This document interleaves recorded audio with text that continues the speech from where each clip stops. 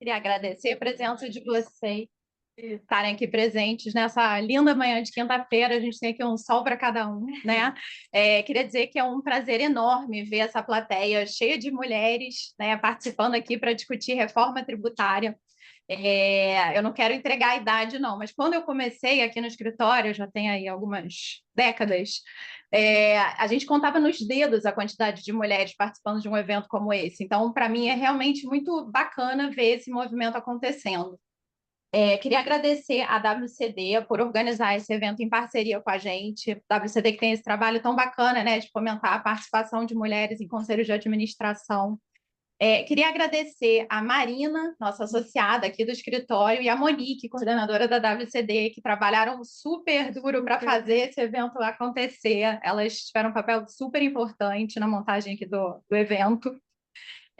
Bom, as apresentações da mesa aqui já foram feitas, então eu vou contar mais ou menos qual é a nossa ideia aqui com esse evento. Então, o objetivo do evento ele não é esgotar todos os artigos da Lei Complementar 214, que foi aprovada agora, né, no início desse ano. A lei tem mais de 500 artigos. Se a gente fosse fazer isso, a gente ia ter que passar alguns dias aqui examinando todos os detalhes, né? A gente não vai entrar nas minúcias. A ideia é trazer os pontos de vista de diferentes players do mercado que estão implementando essa reforma tributária para as empresas para discussão. Então, a gente tem aqui a Bel com esse olhar da auditoria, eu e o João com esse olhar dos advogados, e a Laura com o olhar da empresa, trazer esses pontos de vista diferentes, com insights diferentes, para todo mundo poder ter um pouquinho dessas visões e a gente discutir um pouco essa reforma, né, que muda de forma drástica o paradigma da tributação do consumo no Brasil. Então, a gente vai fazer uma exposição aqui, cada um vai fazer uma breve exposição, depois a gente abre para debate, para vocês trazerem considerações, eventuais dúvidas. O ideal é a gente ouvir um pouco vocês também, né? Não só a gente falar. Então, queria pedir para vocês para participarem também. Então, agora passando, né, sem mais delongas, passando para o que é essa reforma tributária, como a gente tem um público aqui bastante heterogêneo, a gente vai fazer uma pincelada geral aqui, só contextualizar para quem não está muito familiarizado, saber o que é essa reforma tributária. Então, a gente está falando de uma reforma tributária sobre o consumo, né? Então, o que vai acontecer? Vão ser extintos os tributos PIS, COFINS, ICMS, ISS e uma boa parte do IPI, naquilo que não incide sobre produtos da Zona Franca de Manaus, e vão ser instituídos novos tributos. O IVA dual, que é composto pelo IBS, que vai ser de competência dos estados e municípios, e a CBS, que é de competência da União Federal. E vai ser instituído também o imposto seletivo, que já ficou conhecido como imposto do pecado, né, que vai incidir sobre as materialidades que sejam nocivas ao meio ambiente e à saúde humana. E aí, com relação ao IBS e à CBS, principalmente, a gente tem características desses tributos que elas vão mudar muito o paradigma da tributação do consumo do Brasil, porque eles vão ser tributos que vão ter uma base ampla, vão incidir sobre todas as operações com bens materiais e imateriais, eles vão ser cobrados por fora, vai acabar aquela loucura do cálculo do ICMS cobrado por dentro, que para mim, por exemplo, que não gosto de matemática, era um pavor. Eles vão ser cobrados no destino, tem uma mudança aí muito grande, né, que a cobrança agora do tributo vai ser feita no município ou estado de destino do consumo daquele bem ou serviço. Esses tributos eles vão ter poucas alíquotas, né, algumas exceções, e tem algumas novidades, né, o split payment, que é uma forma de pagamento aí que, enfim, tá deixando muita gente de cabelo em pé, tem o cashback também. O João vai falar sobre esses conceitos de forma mais detalhada mais para frente, mas é mais para chamar a atenção que com essa mudança, as empresas vão ter que se mexer, vão ter que tomar medidas para mudar a forma de apuração de imposto, forma de emissão de nota fiscal, vai mudar o fluxo de caixa das empresas, vai mudar a forma de contratação. Quer dizer, o ambiente de negócios vai sofrer muitas mudanças, né? A gente tinha no passado, muitas empresas que moldavam os seus negócios de acordo com a concessão de benefícios fiscais de ICMS, se instalavam em um estado ou outro com base na concessão de benefícios fiscais dos estados. esse modelo vai mudar radicalmente daqui para frente, quando acabar essa transição. Então, a gente queria trazer esses pontos para chamar a atenção das empresas que ainda não estão tomando medidas para implementar essas alterações, para que isso comece a ser feito com brevidade, porque realmente agora não tem escapatória, a reforma está posta, está regulamentada. E aí a gente trouxe aqui uma linha do tempo, né, dessa reforma para mostrar que já a partir do ano que vem, já a partir de 2026, a gente já vai ter uma alíquota de teste combinada do IBS e da CBS de 1%. Essa alíquota de 1% ela vai poder ser compensada com o PIS e o COFINS devidos, vai poder ser abatida. E aí existe a possibilidade até de as empresas optarem por não recolher essa alíquota, mas cumprirem as obrigações tributárias acessórias. Então, não tem escapatória, ou bem vai ter que ser pago, ou vai ter que pelo menos cumprir as obrigações acessórias, o que vai demandar um esforço muito grande aí das empresas, investimentos, etc. Então, a partir de 2026, a gente tem esse período de teste. 2027, que daqui a 2 anos ali, a gente já vai ter mudanças muito importantes. A CBS já vai estar valendo como um todo, o PIS e a COFINS já vão ter acabado. O imposto seletivo já vai começar a ser cobrado. E de 2029 em diante, o IBS vai começar a ser aumentado, a alíquota dele vai ser aumentada proporcionalmente, enquanto o ISS e o ICMS vão sendo reduzidos. Então, notem, olhando aí para essa linha do tempo, que durante mais ou menos 8 anos daqui para frente, as empresas vão ter que alterar a emissão de notas, vão ter que acompanhar a edição de regras, vão ser muitas mudanças. Esse período de transição ele vai ser bastante turbulento e longo, e vai ter muita coisa que precisa ser feita nesse período, porque os dois regimes vão conviver, né? Depois a gente tem aqui um gráfico só para ilustrar como é que vai ser a transição. Foi. Agora. Foi.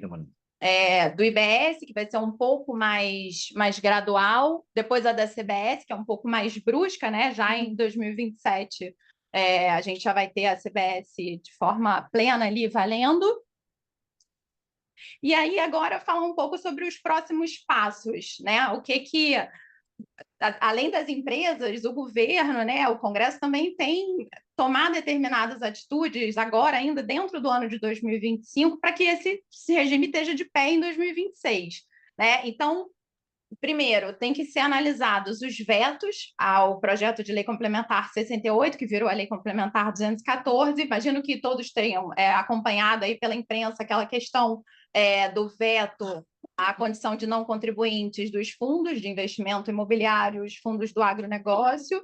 Então, o Congresso ele vai ter 30 dias para analisar esses vetos do presidente, sob pena de essa análise começar a trancar a pauta do Congresso. Segundo informações do site da Câmara dos Deputados, já a partir de 5 de março, agora, a pauta já estaria trancada se esses vetos não forem analisados. Então, tem essa questão da análise desses vetos. Tem a própria votação do PLP 108, que é o segundo projeto de regulamentação da reforma tributária, que tem aspectos muito importantes relacionados à criação do comitê gestor, toda a parte do contencioso desses novos tributos, as penalidades, o destino dos créditos de ICMS, né, que vão ficar aí na mão das empresas quando isso tudo acabar, que é um ponto aí de preocupação para várias empresas. Então, esse projeto de lei complementar ele tem que ser votado pelo Senado de forma breve. Tem que ser criado o comitê gestor do IBS, né, que vai ser esse órgão novo, todo poderoso, que vai administrar a gestão do IBS.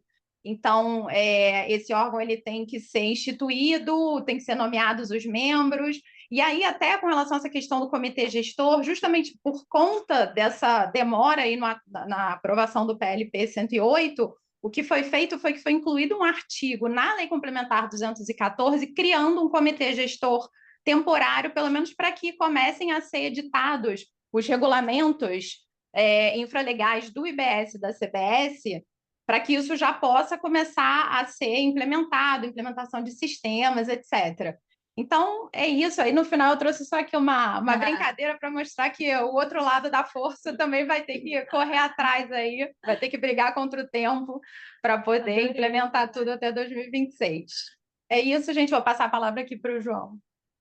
Adorei, tá bom. Pessoal, bom dia, tudo bem? Uma alegria estar aqui nesse evento da WCD com um público essa casa cheia, e principalmente, majoritariamente de mulheres, né? Assim como a Ana falou, eu lembro quando eu comecei muito bem, há 20 anos atrás, o direito tributário é uma espécie de engenharia do direito, né? Só eram praticamente homens, as mulheres eram muito poucas, a gente só tinha uma única sócia mulher no direito tributário, em posição de liderança, que é a querida Luciana Galhardo, e hoje a gente já tem 5 sócios, 2 consultoras, e o que eu fico mais feliz, assim, uma equipe que hoje, minha equipe, por exemplo, é formada majoritariamente por mulheres. A faculdade de Direito virou uma faculdade também majoritariamente feminina, e eu acho que essa reforma é um pouco o resultado disso que a gente está vendo. Eu acho que essa reforma ela é muito diferente e talvez a gente melhore bastante, né? Tem um salto de qualidade realmente no direito tributário muito por conta do trabalho das mulheres. Eu destacaria em 3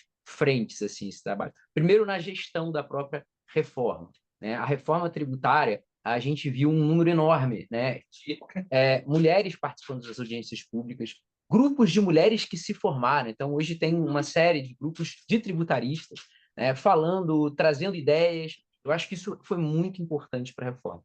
Mesmo que nas audiências públicas que participei, eu lembro que a pessoa que falou, que ficou mais na minha memória, assim, que mais me marcou, foi justamente uma mulher. Ela é uma representante do agronegócio, e além de ser uma das melhores falas, assim, mais claras, mais objetivas, mais interessantes, que todo mundo parou para ouvir, eu brinquei com ela, até mexi com ela, falei, olha, parabéns por tudo isso, e principalmente pelos slides, porque eram os mais bonitos, que até então eu tinha visto, agora não, eu estou vendo os da Laura e o da Bel, eles realmente, e da Ana também ali na foto, os meus são os piores, tá? Mas, os homens não têm muito esse tipo Para fazer prova. ou amigas, amigas, né? Então, o fato é que, exatamente, nessa posição, né, das mulheres de participar da reforma, eu diria que no próprio conteúdo da reforma, eu acho que 2 coisas me marcaram muito, assim, e até, né, hoje em dia existe saúde menstrual na Constituição. Isso foi uma luta das mulheres por conta, sabe, né, daquelas questões que envolvem principalmente meninas em lugares mais ermos e mais pobres, não têm acesso a absorvente e esse tipo de produto por conta da carga tributária muito elevada, que torna o preço muito caro. Então, essas meninas muitas vezes são privadas do convívio justamente por conta disso. Então, foi uma luta claramente feminina, né? Um problema que afeta as mulheres. Eu, homem, fiquei sabendo disso porque as mulheres me contaram e hoje a gente tem uma alíquota zero, né, para isso, como uma forma de tentar ver se a gente consegue mitigar esse problema. Outra questão que eu acho que foi uma mudança cultural também é com relação à questão dos produtos supérfluos. A gente, enfim, deixaram aqui a professor de direito, eu também dou aula, e quando a gente estava lá na faculdade, sempre que algum professor ia citar algum exemplo de produto supérfluo para o IPI, falava de baco, falava de cosmético. Né? Então, isso aqui é supérfluo e tal, então tem que ter a carga tributária elevada e tal. E eu brinco, né? Isso deve ser tão supérfluo quanto o futebol é para o homem, né? Então, é uma coisa que a gente aprendeu a ver com isso e, assim, mudou essa cultura agora. Porque se você olhar o seletivo, ele não vai ter uma carga tributária mais elevada sobre cosméticos. Então, a ideia é que cosméticos não estão tributados, ou como todos os outros produtos, não vai ter nada, uma super tributação. Né? Então, acho que tese, a gente não teria também uma mudança cultural motivada pelas mulheres. E, por fim, só para acabar essa introdução que já está muito longa, mas eu acho que é muito marcante, assim, para mim, é muito significativo, que o principal legado que eu acho que essa reforma deixa, todo mundo vai falar dos tributos, e óbvio que a gente aqui precisa saber operacionalizar, mas em termos de princípios, a base dessa reforma, ela acrescenta 5 novos princípios constitucionais, e eles todos são, se você olhar, né, princípios que os gregos, que fundaram a civilização ocidental, associavam a valores femininos, a deusas femininas. Então, vamos lá. Simplicidade. Né? A reforma procura trazer tributos mais simples. Né? Existe a deusa da simplicidade, né? É a Feleia. E eu acho que tem a ver com esse significado. Você pegar a transparência, a ideia é que todo mundo saiba quanto vai ser a carga tributária. O imposto vai estar lá na nota, que não vai ser uma mentira. É verdade, não é que nem hoje, né? Que é uma mentira. Na verdade, aquilo vai ser a carga tributária, né? No final lá da transição. E também, né, se você olhar na mitologia grega, né, e da minha mitologia romana, a Veritas, a deusa da verdade, era uma mulher. As mulheres falam, ou pelo menos mais do que os homens, né, tendem a falar a verdade.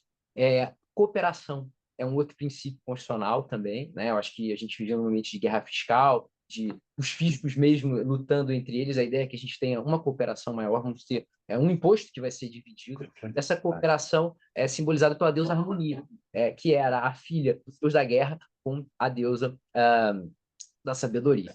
Então, aliás, deusa do amor, né? Gera harmonia. E, por fim, né, os dois últimos princípios, justiça, Temis, e o princípio de proteção ao meio ambiente, que é a deusa Gaia. Então, vejam, esse legado é um legado feminino e eu espero que a reforma realmente venha para melhorar a nossa vida aqui do ambiente tributário. E aí, falando especificamente de alguns pontos mais ali chatos, não diria, da reforma, mas mais minuciosos da reforma, né? Que, não sei se está aparecendo ali, a minha ideia aqui, gente, não é cansá-los, obviamente, como a Ana já disse, né? São 500 artigos, se a gente fosse um por um aqui, a gente precisava de um curso de um ano, né? Mas é só dar um panorama geral, né? O que muda do ponto de vista das empresas em termos de o que eu vou tributar, em que eu vou me creditar e como é que as exceções e aquilo que é diferente vai acontecer e vai ser acomodado aqui no dia a dia das empresas. Então, vamos lá. O que muda, o primeiro grande ponto de mudança? É a questão do fato gerador. Como a Ana disse, é um tributo muito amplo. Ele é um tributo de base ampla que vai incidir com operações onerosas, com bens materiais ou imateriais, direitos e serviços em geral, decorrente de qualquer negócio jurídico, independentemente da nomenclatura utilizada. O que significa isso na prática? A gente tinha um sistema, que você tinha o ICMS, você tinha o ISS, você tinha o PIS e COFINS. ICMS, isso aqui tem circulação de mercadoria, então tem troca de propriedade. Isso aqui é ou não é uma mercadoria? Isso aqui é um bem do ativo circulante? Isso aqui é um bem do ativo não circulante? Isso aqui é um bem tangível, intangível, as discussões que a gente tinha com o software. ISS, Imposto sobre Serviços de Qualquer Natureza definidos em lei complementar. Aí você tem que ver a lei complementar, tem que ver se aquele serviço está na lei complementar. Mas se ele estiver na lei complementar, isso aqui é uma obrigação de fazer? Será que o conceito é de obrigação de fazer? Então, locação, tem ISS, não tem ISS? Né? E a gente tinha todas essas discussões que são extremamente úteis né, por décadas vieram aí e consolidaram conceitos. Mas a verdade é que o mundo passou a ser cada vez mais difícil você diferenciar o que é serviço, o que é mercadoria. E aí a gente não vai ter mais esse tipo de discussão, porque nós vamos ter um imposto com uma base muito boa. Então, tem alocação? Tem que recolher. Você tem, por exemplo, uma cessão de direitos, um contrato de franquia. Eu estou remetendo royalties para pagar uma marca. Todos esses casos, eu tenho transações que vão estar dentro do campo de incidência desse tributo. É verdade que ainda vamos ter algumas discussões. Por exemplo, se vocês olharem o fato gerador, ele fala em mútuo. Né? E aí os bancos vão ter que pagar, evidentemente, são serviços financeiros, vão ter que pagar PS, CBS sobre serviços financeiros. Mas e o mútuo intercompany? É aquele que eu faço entre empresas do mesmo grupo. Tinha aquela discussão se tinha F, não tinha, aí depois passou na legislação, está claro. Mas e aí? Eu vou ter IBS, CBS numa operação de mútuo intercompany de empresas que não são financeiras? Essa eu não sei se é uma questão tão clássica assim, ou tão fácil, né? Então a gente ainda vai continuar tendo, mas eu acho que isso vai ser residual. A gente tende a ter uma clareza muito maior, porque a gente vai decidir basicamente sobre tudo que as empresas fazem, originalmente, com intuito lucrativo. Existe também uma discussão sobre a incidência em operações não onerosas. E aí eu estou falando aqui principalmente de fringe benefits, né? O que as empresas entregam, por exemplo, ao cargo do diretor, o plano de saúde que paga. Isso daí vai ser considerado fato gerador de bens? A gente tem discussões. Tá? Eu acho que esse vai ser um dos campos que ainda não está exatamente claro. Né? A ideia é que, como um dos pilares da reforma é a neutralidade, ou seja, eu tenho que tributar situações iguais de forma igual, a ideia é, se eu tenho aquele produto que no mercado seria tributado, por que quando a empresa fornece ele não seria tributado? Essa é uma forma de enxergar. Mas, muitas vezes, a gente tem que entender que as empresas vão poder tomar crédito sobre isso. Então, a contrapartida de uma neutralidade muito grande, ou seja, de uma tributação mais ampla, é também um crédito mais amplo, a gente vai ver logo em seguida. Tá? Então, acho que são essas duas faces da mesma moeda. Então, a gente vai ter mais tributo, mas, ao mesmo tempo, a gente vai ter mais crédito. Como é que vão funcionar as alíquotas? Como a Ana já bem colocou, a gente tem o IBS e a CBS, eles vão ser um IVA dual, então você vai ter uma alíquota que é a soma da CBS e do IBS. cada estado vai ter, e cada município vai poder fixar a sua alíquota de IBS, né? E a União vai ter a alíquota de CBS. Então vai ser aquela mesma loucura que é totalmente? Não. Por quê? Tende a diminuir porque vai ter uma alíquota de referência, vai ter uma alíquota padrão. Se os municípios não legislarem, gente, vai ser aquela alíquota padrão. A ideia é que tenda a ser essa alíquota padrão por uma razão muito clara. Não vai fazer nenhum sentido para o município baixar a alíquota para fins de guerra fiscal. Por quê? Como a Ana bem colocou, a tributação do IBS e CBS ela vai ser no destino. Né? Da CBS, pouco importa porque é federal, mas da IBS ele vai ser utilizado para onde está o consumo. Então, o Estado não vai ter tanto incentivo assim de dar um benefício, dar uma redução. Aliás, não pode mais dar benefício, né? É vedada qualquer concessão de benefício fiscal nesse novo tributo, para que você, então, tenha uma uniformidade, uma tendência à uniformidade maior, né, nessas alíquotas. Uma outra coisa importante que a gente vai precisar verificar agora é justamente para onde está indo aquela mercadoria, né, ou aquele serviço, onde ele vai ser consumido. Isso tende a ser também um ponto relevante. E nesse momento de transição, a gente vai ter uma coisa meio louca, né, porque a gente vai ter tanto os tributos que são na origem, né, por exemplo, o ICMS vai continuar sendo na origem, né, o ISS continua sendo no local do estabelecimento do prestador, quanto os tributos de destino. Então, você vai ter recolhimento tanto para a origem quanto para o destino. Qual a vantagem desse novo tributo com relação a esse destino? É que você não vai pagar para o município A, para o estado B. Você vai pagar o tributo para o comitê gestor. E ele é que vai fazer a repartição desses tributos. Então, tende a ser muito mais simples por conta disso. Tá? Mas isso vai tudo ter que ser informado em obrigação acessória. Vai ser muito importante essa questão das obrigações acessórias, até porque o IBS e a CBS pressupõem um sistema totalmente informatizado, né, de nota fiscal eletrônica. A gente vai aumentar a quantidade de notas, mesmo aquelas entidades que talvez não emitiam notas, né, por exemplo, empresas de locação, por exemplo, financeiras, por exemplo, toda atividade de seguros, você vai passar a ter uma compliance de obrigação acessório muito maior, porque, novamente, para você saber onde é que é recolhido e para onde é que vai ser destinado aquele tributo, essa informação de cada prestação precisa estar informada pelas empresas. Tá? Então, isso tudo vai ter que ser parte de sistemas que vão muito aparecer no regulamento. Até agora, se você olha a Lei Complementar 214, ele fala que você vai ter que emitir um documento fiscal. E é isso. E todo o resto, que estão todos os sistemas, todas as obrigações, isso nós ainda vamos ver, e esse vai ser ano de 2025 que a gente vai acabar olhando para isso. A outra parte, como eu disse, de ter uma neutralidade, né, é ter uma não cumulatividade ampla. Né? Então, a gente vai também, tende a acabar aquelas discussões, né, que a gente tinha, todo o evento de direito tributário tinha certamente uma mesa que era créditos de PIS e COFINS. Né? Essa mesa de crédito de PIS e COFINS, que todo ano tinha, e que todo ano tinha novidades, por incrível que pareça, embora tivesse 20 anos de COFINS, ela tende a não mais existir, porque a ideia é muito simples, tudo gera crédito que for tributado, exceto bens de uso e consumo pessoal. Essa é a regra geral. Tá? Então, tudo que for tributado gera crédito, salvo bens de uso e consumo pessoal. Só que temos um primeiro problema. O que é ser tributado? Na rigor, na Constituição, ele fala que é o imposto cobrado. Só que quando você vê a lei complementar, ele diz o imposto pago vai gerar crédito. Mas como assim? Tributo não cumulativo. Eu não sei se meu fornecedor paga ou não paga o IBS e CBS. E aí é que entra a ideia do split payment. O split payment ele é uma forma de você garantir o pagamento do imposto e também o crédito desse imposto.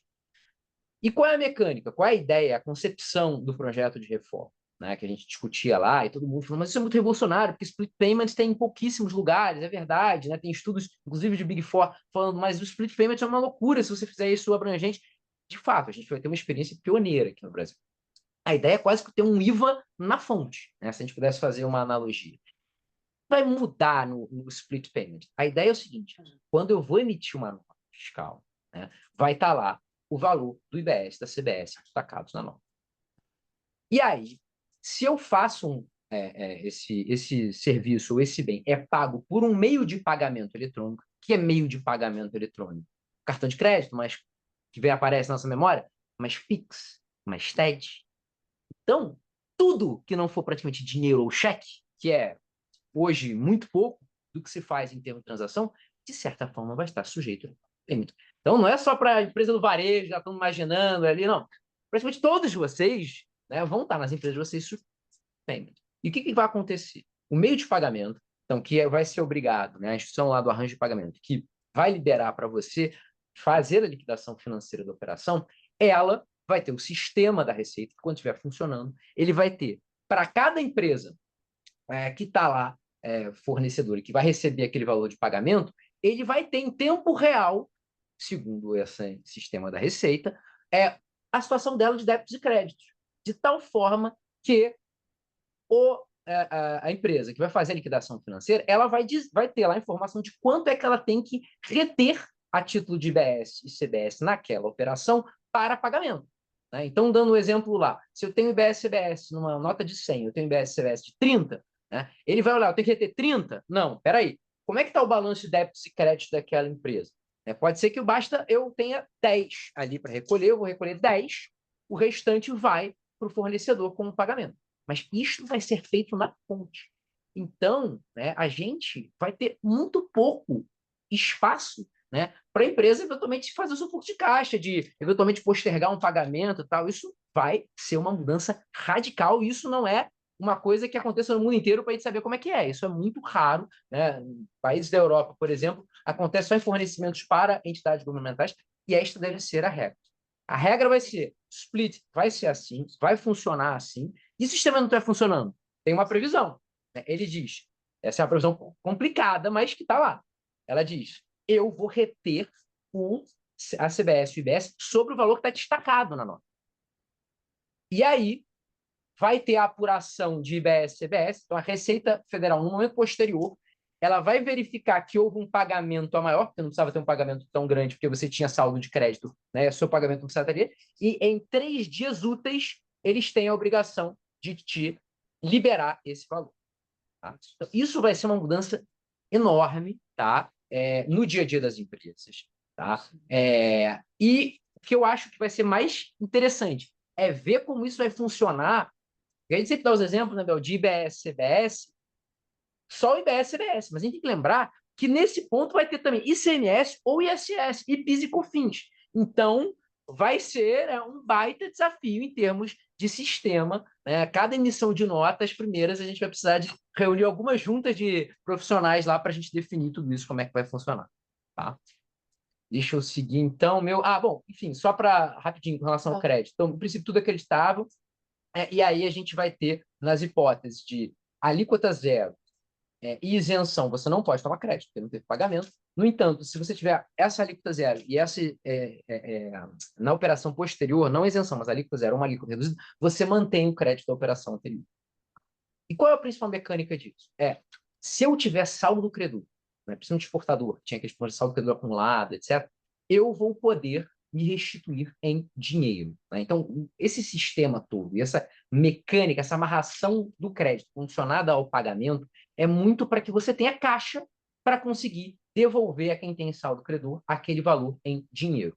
Tá? Então, essa mecânica toda foi instituída para isso, né, para que a gente consiga fazer, sendo que vai ter uma diminuição de saldo credor, principalmente naquelas discussões em estados, porque eu vou ter uma apuração unificada. Então, vai ser mais ou menos que nem PIS e COFINS, não vai ser que nem ICMS, que eu vou apurar estado a estado. Então, acho que a gente vai ter bons sinais aqui em termos de justiça tributária, mas muito trabalho operacional para colocar tudo isso de pé. Deixa eu dar uma corrida aqui, senão vou tomar todo o tempo. Acho que já foi ali o próximo, né? Com relação às alíquotas, a alíquota, o que se imagina é que a alíquota de IBS, CBS, a alíquota combinada, né? Lembrando que vão ser 3, mas no final, a soma, ela tende a ser, né, em 26,5 o valor dessa alíquota de referência, é isso que o governo calcula, né? Isso vai ser fixado por um ato do Senado Federal, tá? Mas, novamente, depois cada estado e município vão ter as suas, a ideia é que isso fique num sistema que quando você emitir a nota e disser onde vai estar o seu consumidor, tudo isso apareça para que você consiga fazer a emissão do documento fiscal. Tá? Podemos passar. Como é que vão funcionar?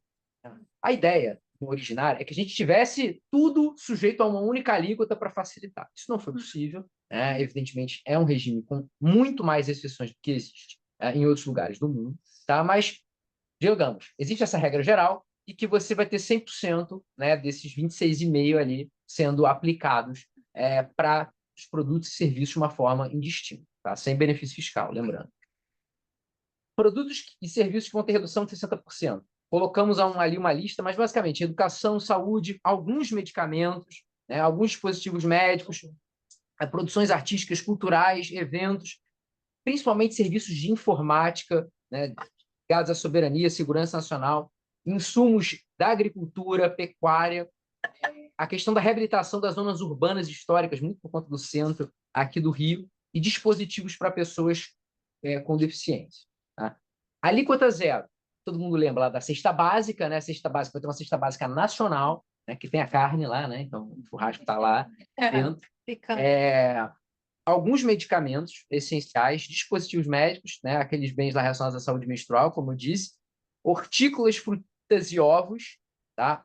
Todos os serviços prestados por instituições científicas, o ICT, para a CBS, ProUni e automóveis para táxi ou pessoas autistas ou com deficiência. Pessoal, não está aparecendo os slides para quem está online, ok? A gente está nem para a gente aqui. Agora voltou aqui. Boa, obrigado. Vocês podem passar para a próxima ali. Tem um delay. Tem aqui, isso são os chamados regimes diferenciados, ou seja, que existe uma diferença, então, com relação à alíquota padrão. Existem os chamados regimes específicos.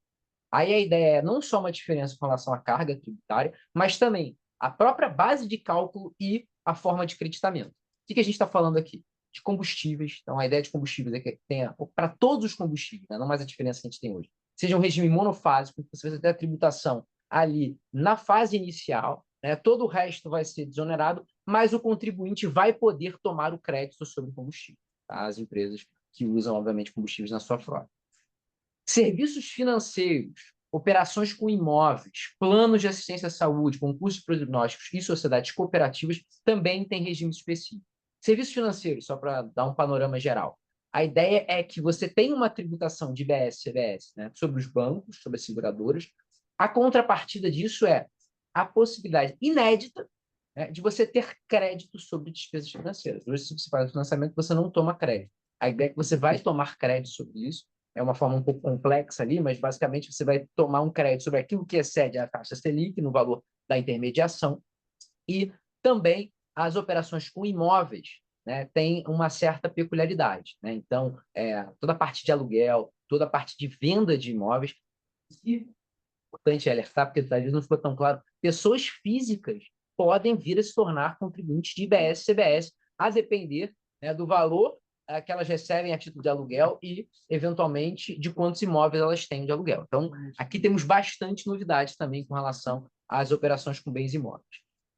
Outros serviços que têm regimes específicos, né? Parques, versões, restaurante, agência de turismo, atividades feitas por SAF. Tá? E, no caso do setor automotivo, existem peculiaridades ali para créditos presumidos. Já estou acabando, tá, gente? Eu disse a lista de exceções era um pouco extensa, e depois a gente pode se deparar com ela nas perguntas aqui, mas só para vocês terem uma visão geral. Transporte, né, também vão ter uma redução, tá, de 40%. Transporte aéreo regional, né? Transporte aéreo hoje não tem tributação de ICMS, vai passar a ter, mas tem redução para caso de transporte aéreo regional. Temos também uma outra polêmica aqui. Isenção de IBS, CBS para transporte coletivo de passageiros aqui, ônibus, metrô, etc. Zona Franca de Manaus continua. Biocombustíveis e hidrogênio de baixa emissão de carbono tem uma tributação menor do combustíveis fósseis, né, aquela questão da proteção ao meio ambiente. O Simples Nacional fica mantido.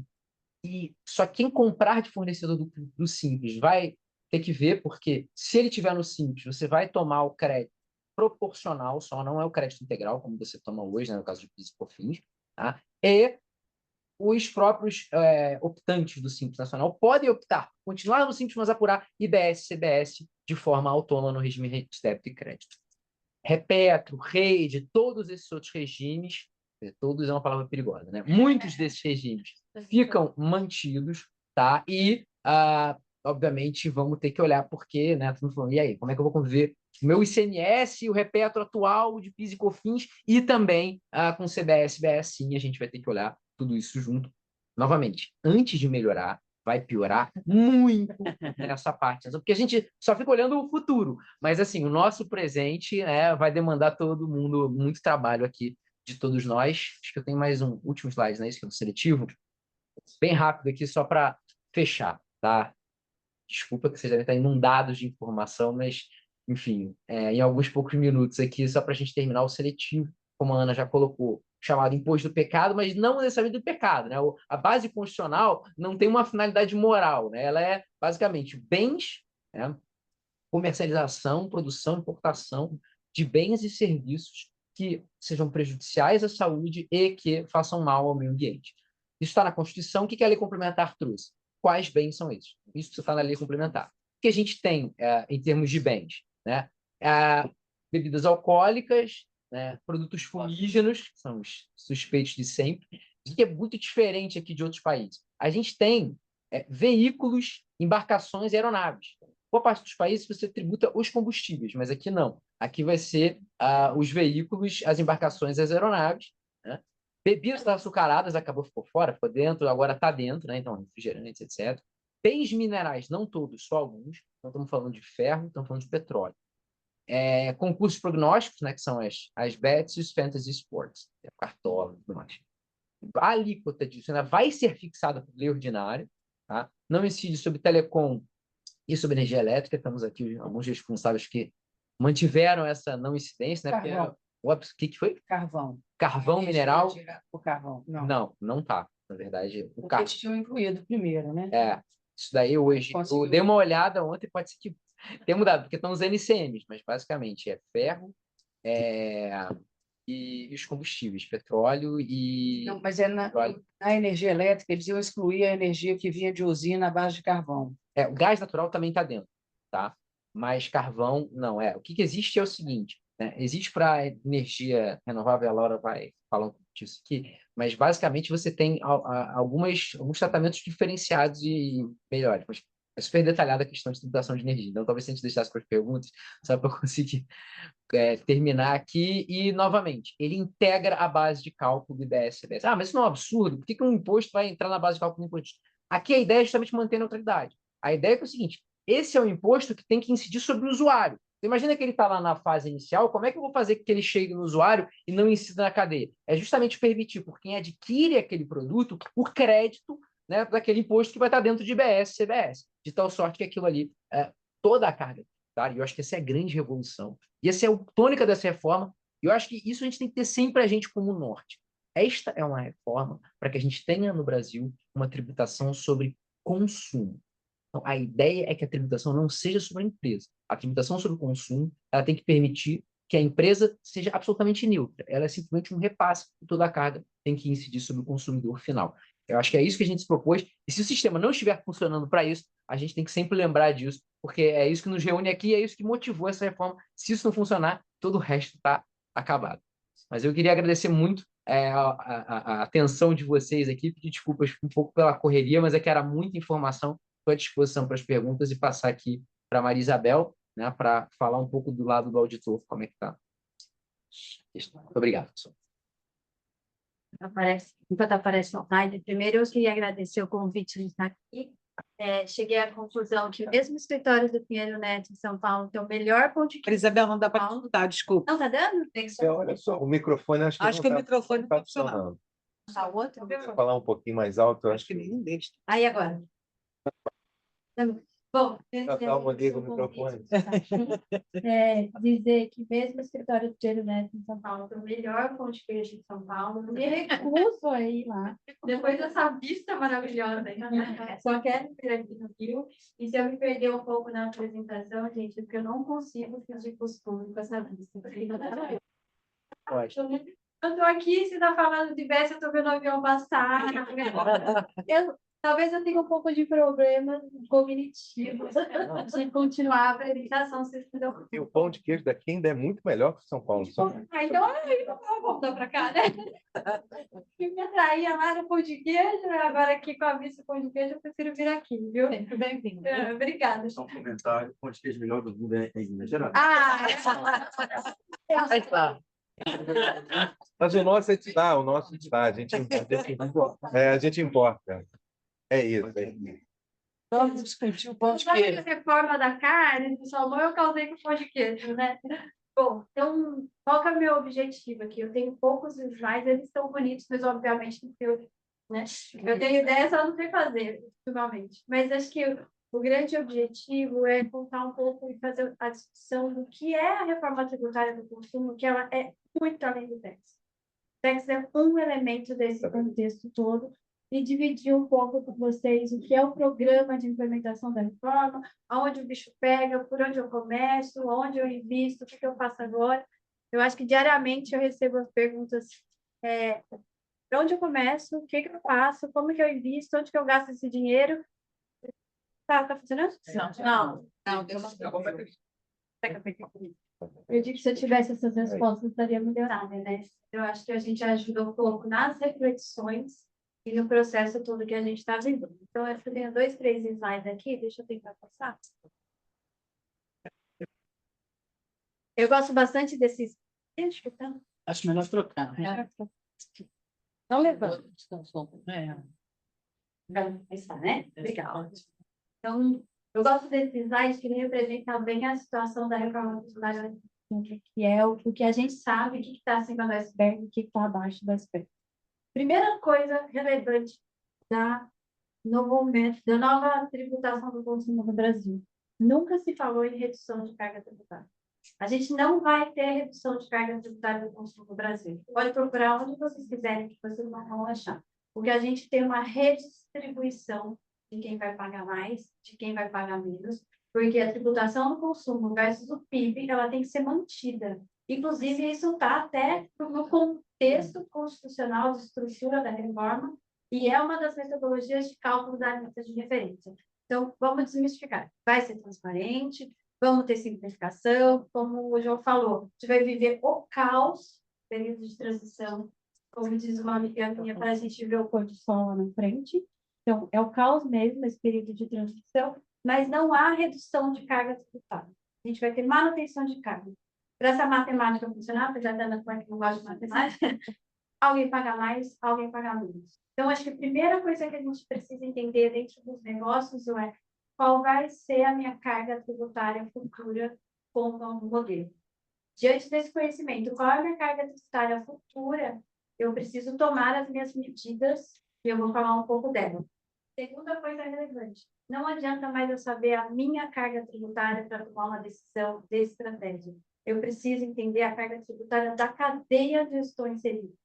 O quanto vai ser impactado no meu fornecedor e quanto vai ser impactado no meu cliente faz toda a diferença da decisão que eu vou tomar. Como vocês bem colocaram, né? Hoje a tributação que a gente tem nos indiretos, ela é dotada de resíduos, ela é cumulativa, ela é não cumulativa, ela é um caos de tributação estabelecida no Brasil e a gente não tem clareza qual é efetivamente quanto se paga de imposto naquela cadeia. A partir do momento que eu tenho essas transparências de tributação, eu preciso saber efetivamente como o meu fornecedor vai ser impactado e o meu cliente também, para tomar as decisões. Exemplo, tentar fazer uma conexão que vocês comentaram. Fez o na Franca de Manaus. Fez o na Franca de Manaus foi um mecanismo estabelecido para proteger as empresas que estão estabelecidas na Zona Franca, fazendo que quem está fora da Zona Franca pague o IPI, para que o produto fique mais barato, aquele fabricado na Zona Franca de Manaus. O que é mais barato? É preço de aquisição ou custo de aquisição. Então, quem estiver comprando um produto precisa entender que aquilo tem IPI de Zona Franca de Manaus ou não, porque se tiver IPI de Zona Franca de Manaus, aquele IPI é custo de aquisição. Então, ele pode ter preço mais barato, custo maior, e a gente precisa entender essa dinâmica. Desde que eu trabalho na área tributária, que há 25 anos, eu escuto as empresas falando: meu time de supply, meu time de compras, precisa entender o que é custo, o que é preço, não consigo convencer. Agora, gente, eu diria que é crucial para as empresas no Brasil prepararem o time de compras de supply a diferença de custo tributário e preço, que é completamente diferente. Eu estou falando de uma lista próxima a 27%, 28%. Estou mais falando de 3%, 4%, 5%.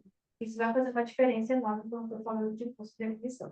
Então, só para exemplificar, que a reforma tributária do Sul, ela não é do Tex da companhia. Eu diria que o Tex é o maestro dessa orquestra, mas ele envolve área de compras, ele envolve área de vendas, ele envolve área de precificação, ele envolve área de logística, ele envolve área de contratos, ele envolve gestão financeira. Você falou uma coisa que é muito real, eu concordo com você. O segundo grande impacto da reforma tributária do Brasil é o impacto em cash flow. É uma mudança significativa em termos de gestão financeira de tributação. Hoje, você toma crédito do insumo no momento que ele entra na escrituração fiscal, por exemplo, do registro fiscal, trabalhe para aquele dinheiro, de alguma forma, com aquele crédito, vou pagar imposto no momento da saída e ainda tenho 40, 30 dias a pagar se não fizer finalizar minha operação. Isso não existe mais.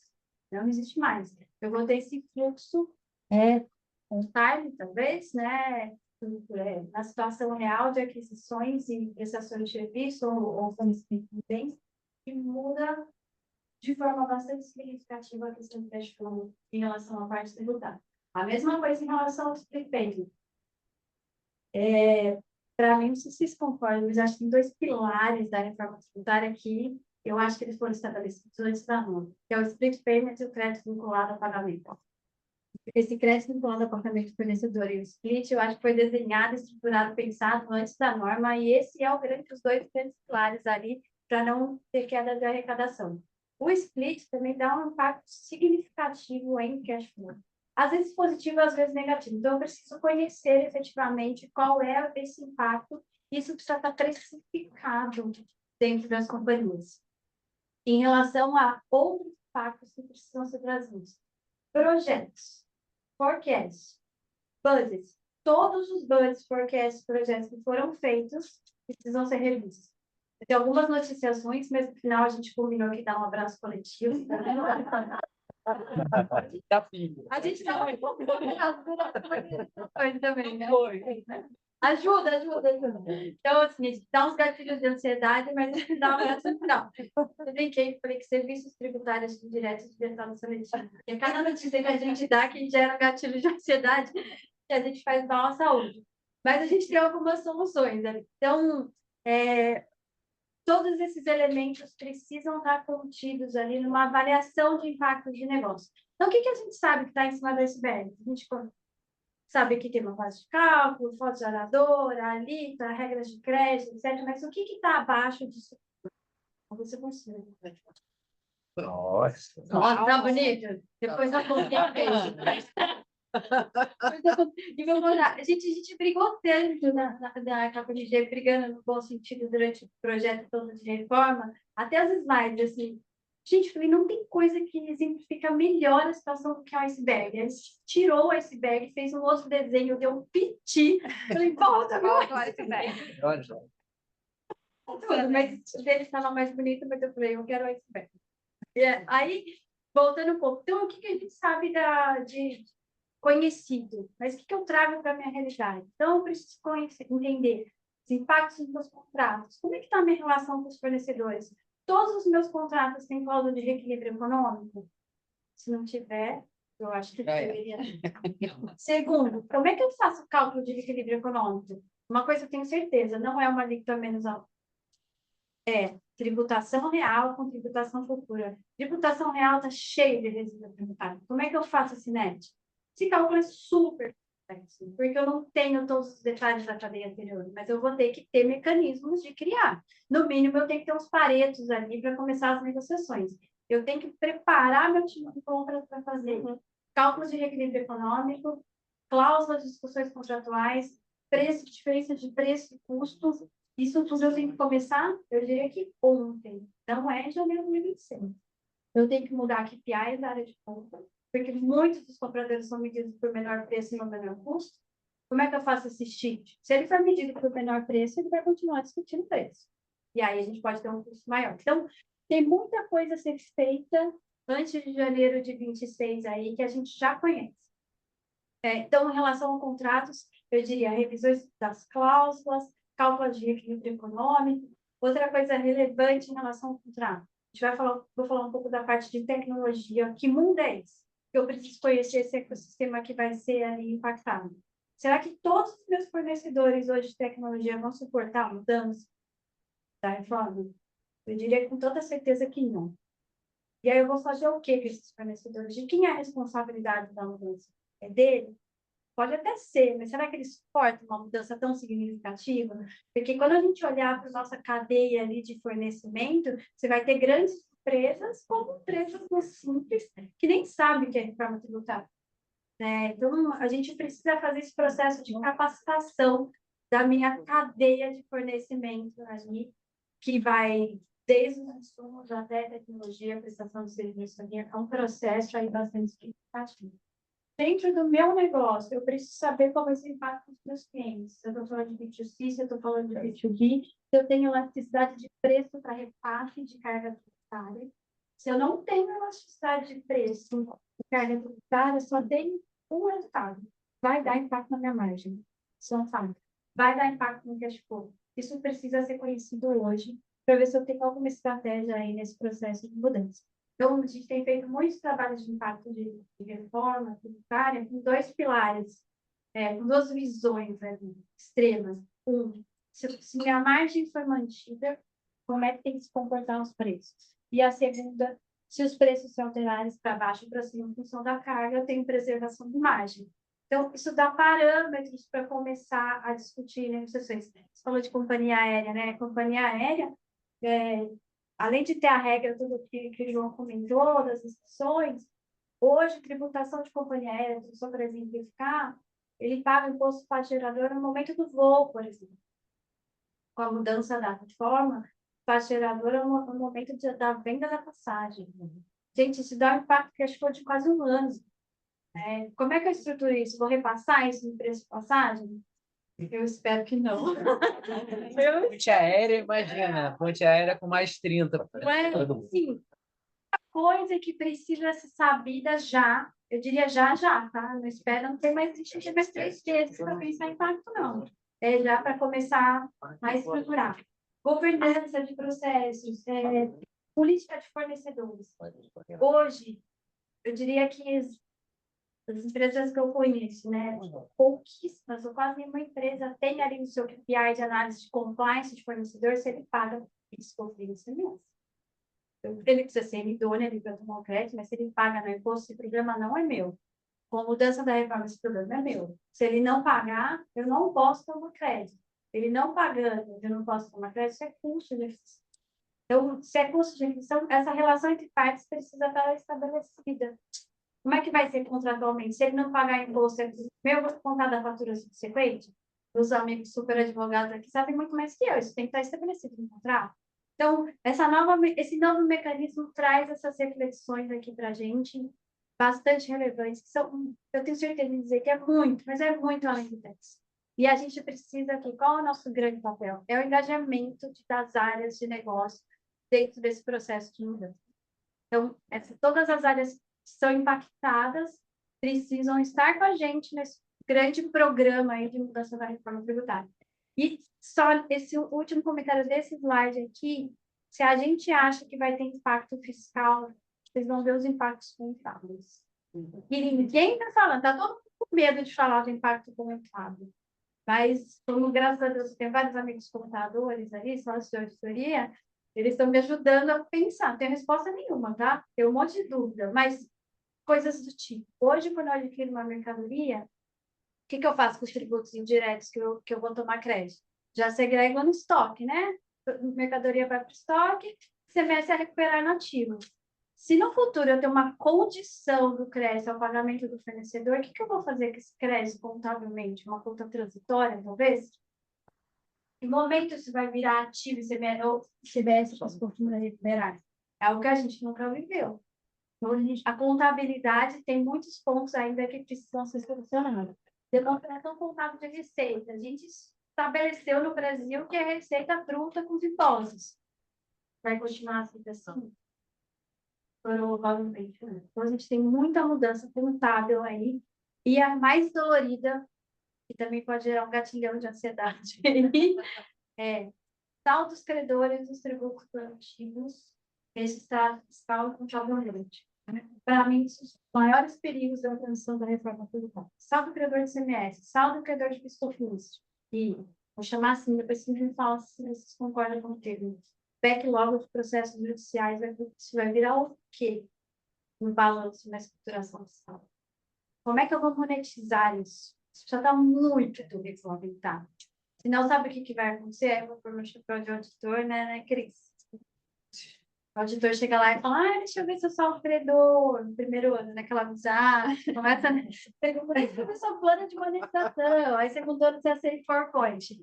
No terceiro, você fala, veja bem, PowerPoint só não vai rolar, né? Deixa eu ver o plano aí, efetivamente. No quarto, com esse modelo nosso estabelecido de transição, que diz que se você tiver saldo credor de CMS, e ele for aceito, aprovado, palavras perigosas no seu balanço, você vai ter ele devolvido em 240 parcelas atualizadas pelo IPCA.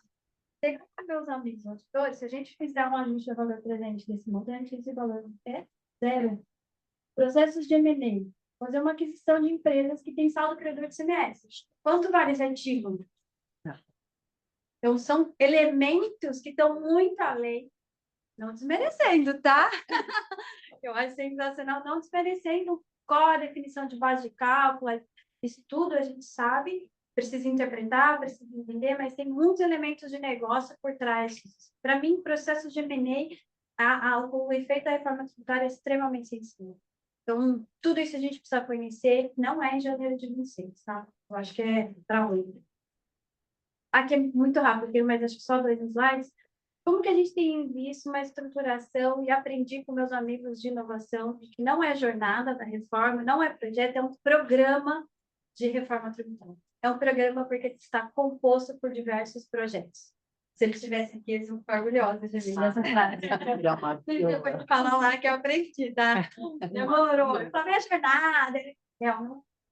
É programa. Ah, bom, programa composto por diversos projetos. É isso. Aprendi. Então, primeiro eu preciso entender quais são os impactos fiscais e financeiros do novo modelo, como é que se impacta no fornecedor, como é que se impacta nos docentes, para eu começar a fazer engajamento das áreas impactadas, trazê-la para o negócio e fazer com que a área também comece a implementar o que é sabido de mudança. Outra coisa que eu aprendi executando projetos. Tem uma área que não pode ficar esquecida nessa mudança, que chama área de novos negócios. A área de novos negócios geralmente é desconectada do TEX. Ela envolve o TEX lá no final, quando fala desenhei o produto, desenhei o projeto, o TEX avalia. Se a gente fizer isso com o novo modelo de reforma, a gente está morto, porque vai dar um impacto muito significativo. Então, a área de novos negócios, a gente tem que ter habilidade de chegar neles e falar, vai mudar tudo isso onde te impacta. Então, é o nosso papel ali de engajamento. Eu diria ali que é uma catequização do modelo de reforma. Dito isso, conhecer impactos fiscais e financeiros, engajei a área, começo a construir e desenvolver um projeto de transformação da reforma. E a pergunta é, quem vai pagar esse projeto? Essa resposta não tem, mas eu tenho visto dentro das companhias um vulgo em relação a esse tema, de quem é essa conta, quem vai pagar o quê. Até nas propostas a gente tem que meio que dividir o custo por área ali, porque essa conta também não é do TEX. Obviamente, o projeto de implementação e depois o projeto de acompanhamento. Antes de ir para o último slide aqui, tecnologia. Tecnologia, eu diria que tem virado um programa à parte. Tecnologia impactada em função da reforma. E aqui eu não estou falando só de SAP, não. Eu estou nesse esquema humana. Isso aqui é uma ponta do iceberg. Estou falando do SAP ECC para o HANA, a planilha de Excel da apuração de PIS/COFINS. Eu poderia fazer uma aposta aqui e diria, quem faz a apuração de PIS/COFINS no Excel? Ninguém tem um sistema de apuração de PIS/COFINS. A planilha de Excel, que tem aquela macro que alguém desenvolveu, maravilhosa, precisa ser ajustada. Então, eu preciso conhecer esse ecossistema de tecnologias, tudo que vai ser impactado, e começar o processo de mudança. Qual é a boa notícia? A boa notícia é que hoje a gente não tem um monte de provedor preparado para prestar serviço, mas a gente vai ter, tá todo mundo aí se preparando para, né? Então, a gente deve ter um processo melhor aí de possibilidades. E o último, em relação à estrutura da tecnologia, é a questão, a gente vai ter diria que um momento novo dentro da área de TEX, que é um processo de conciliação. Hoje as empresas fazem conciliação. TI, né? Eu vou dar um abraço no final. A gente é generoso, gente, mas é melhor ver agora do que no segundo semestre. A gente hoje, as empresas fazem muito conciliação fiscal e contábil. Um modelo de split payment, como é que eu vou confiar 100% no que o governo vai informar? A gente vai ter uma apuração pré-assistida. Não sei o que você vai falar quando pré-assistida de pessoal física. Começaram mais ou menos, mas as últimas estavam boas, hein? Então, assim, a gente é um país que tem um monte de defeitos, mas a gente é muito capaz, sob o ponto de vista de tecnologia, sob o ponto de vista de tecnologia fiscal e sistema bancário. Então, juntou todos esses elementos. Uma garantia de arrecadação pelo lado do governo, eu diria que a gente é muito capaz de implementar o split full em janeiro de 25. 64. Daí eu fiz. Então, o que nos impacta? Nos impacta que a gente tem que criar um processo novo de conciliação. Né? Qual é a boa notícia aqui? Ferramenta de conciliação tem um voto, tá? Não split, mas é uma questão de ajuste. Então, diria que é um processo novo aí. E aí, eu acho que é o último slide só para fazer uma propaganda, porque, obviamente, né? Eu não vim aqui para o Rio Sol, para o Casa do Sol. Só para contar um pouco o que a gente tem feito aí, né? Sobre o tema de reforma. Eu diria que eu vivo isso todos os dias, todos os momentos. A gente, quando chega um assunto de fazer uma consulta de semestre, a gente fica brigando quem vai fazer. Deixa eu fazer, pelo amor de Deus. Uma coisa de semestre ST. Deixa eu fazer, por favor, porque vai acabar. Saudade. Saudade. A gente está numa fase de desapego, tem vivido isso muito. E eu diria um conselho aqui de amigo, não espera para começar a implementar programas de reforma, porque primeiro que ele é complexo, 2, ele é caro, e 3, pode ter certeza, a gente vai ter uma escassez enorme de recursos nos mercados internos e externos, de tecnologia, a gente gostaria de abrir tudo, mas assim vai ser impossível. Então, acho que é um processo que a gente tem que começar aos poucos. Não sei se eu faço isso, mas acho que era isso. Tudo isso. Obrigada. Eu passo a palavra aqui para a Laura.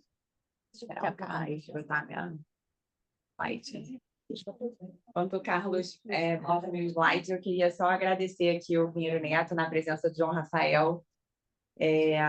Eu, particularmente, adoro esses ambientes onde a gente pode trocar um pouco, falar as nossas dores, o que está indo bem, o que está indo mal, se abraçar no final também.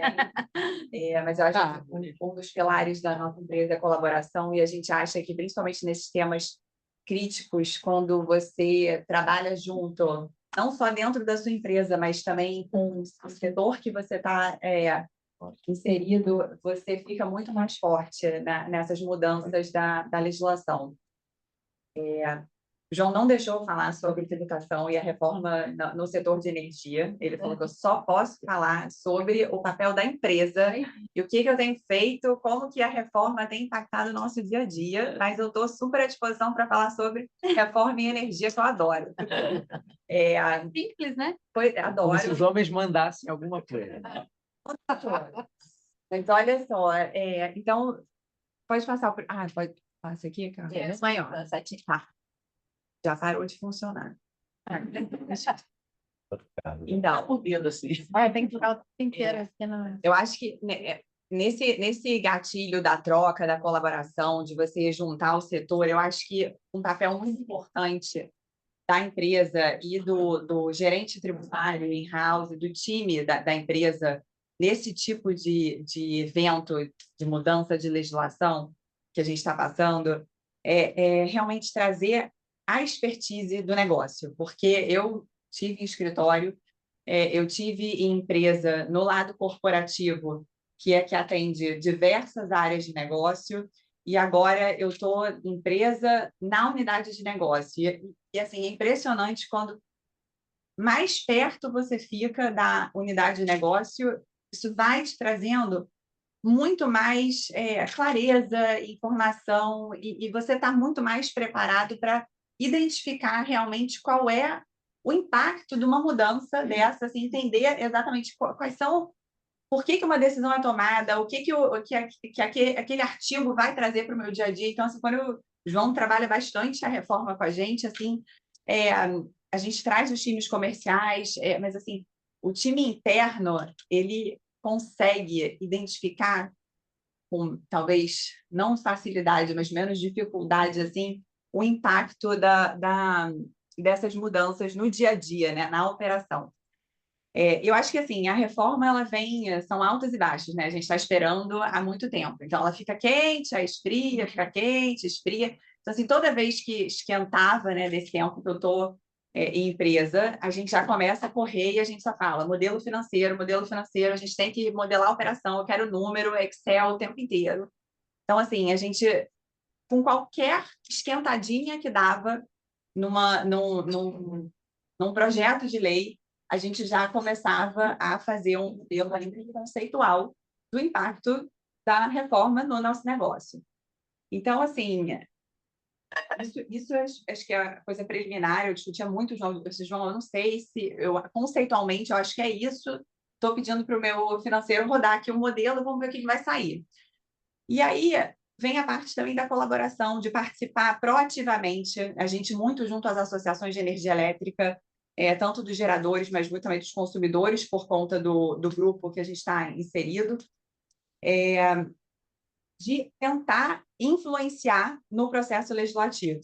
Então, assim, hoje a gente trabalhou ativamente com as associações de energia elétrica para mostrar os impactos de determinadas alterações para o setor de energia, que eu nem acho que assim, alguns foram acolhidos, alguns pleitos que a gente fez foram acolhidos, outros não foram. Eu não acho que tenha sido um benefício, mas eu acho que foi, sim, mudanças que estavam antes, que acabariam impactando a gente de forma muito negativa, não tinham sido pensadas, o impacto negativo para a gente não tinha sido pensado. Então, assim, o sucesso naquele pleito acabou gerando o que deveria ser mesmo, assim, ser neutro para a gente que está no meio da cadeia, no meu caso agora falando como gerador e comercializador. Então, assim, a gente teve pleitos bem-sucedidos, né? Porque a gente trabalhou... Bradesco Dental, e aí eu coloquei meu CPF, eu fiz um cadastro mesmo, como se fosse a primeira vez que eu estivesse entrando, criei uma senha, aí consegui entrar. Só que aí teve uma hora que eu botei lá. Tereza, seu áudio está aberto. Seu áudio está aberto, Tereza.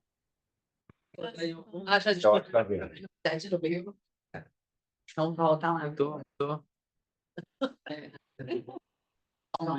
No primeiro, Eliana. Eu tentei. Não, Vai chegar. Então, assim, eu acho que a gente trabalhou muito com as associações para apresentar estudos econômicos, a nossa expectativa do impacto no setor, justificando, indo no Congresso, fazendo proposta, discutindo, e assim, tentando realmente não piorar coisas que não eram para ser pioradas, e algumas coisas foram boas, outras nem tanto, mas assim, eu acho que esse trabalho das empresas junto com os consultores externos e as associações é muito importante. Vai passar um. Ah, não, eu posso. Ah, pode passar. Eu não enxergo, eu tenho que olhar no meu aqui, gente. Um outro ponto que eu acho que assim, a Maria Isabel falou bem, Tex, ele funciona como um maestro, né? Eu realmente acho, até por conta do custo, que não é Tex ficar com todo o orçamento desse trabalho, assim, mas eu acho que realmente Tex ele tem um papel muito de gerenciar esse projeto, né? Então, assim, no ponto da comunicação interna, que eu acho que é muito importante, que assim, a reforma ela está em todos os jornais, todo mundo está ouvindo falar sobre isso. Então, assim, é muito ruim para a gente na empresa quando alguém sabe da informação e não vem por nós. Então, assim, o que eu falo lá dentro assim, comunicar, mas assim, sendo muito efetivo. Olha, isso aqui é o que a gente sabe, isso aqui é o que a gente não sabe, o que a gente espera é isso, mas, cara, é Brasil, quem conhece, conhece, é difícil, vamos lá. E aí eu venho para o segundo ponto, a gente vem o meu grupo é norueguês, a gente vem de um país de uma jurisdição muito estável, né?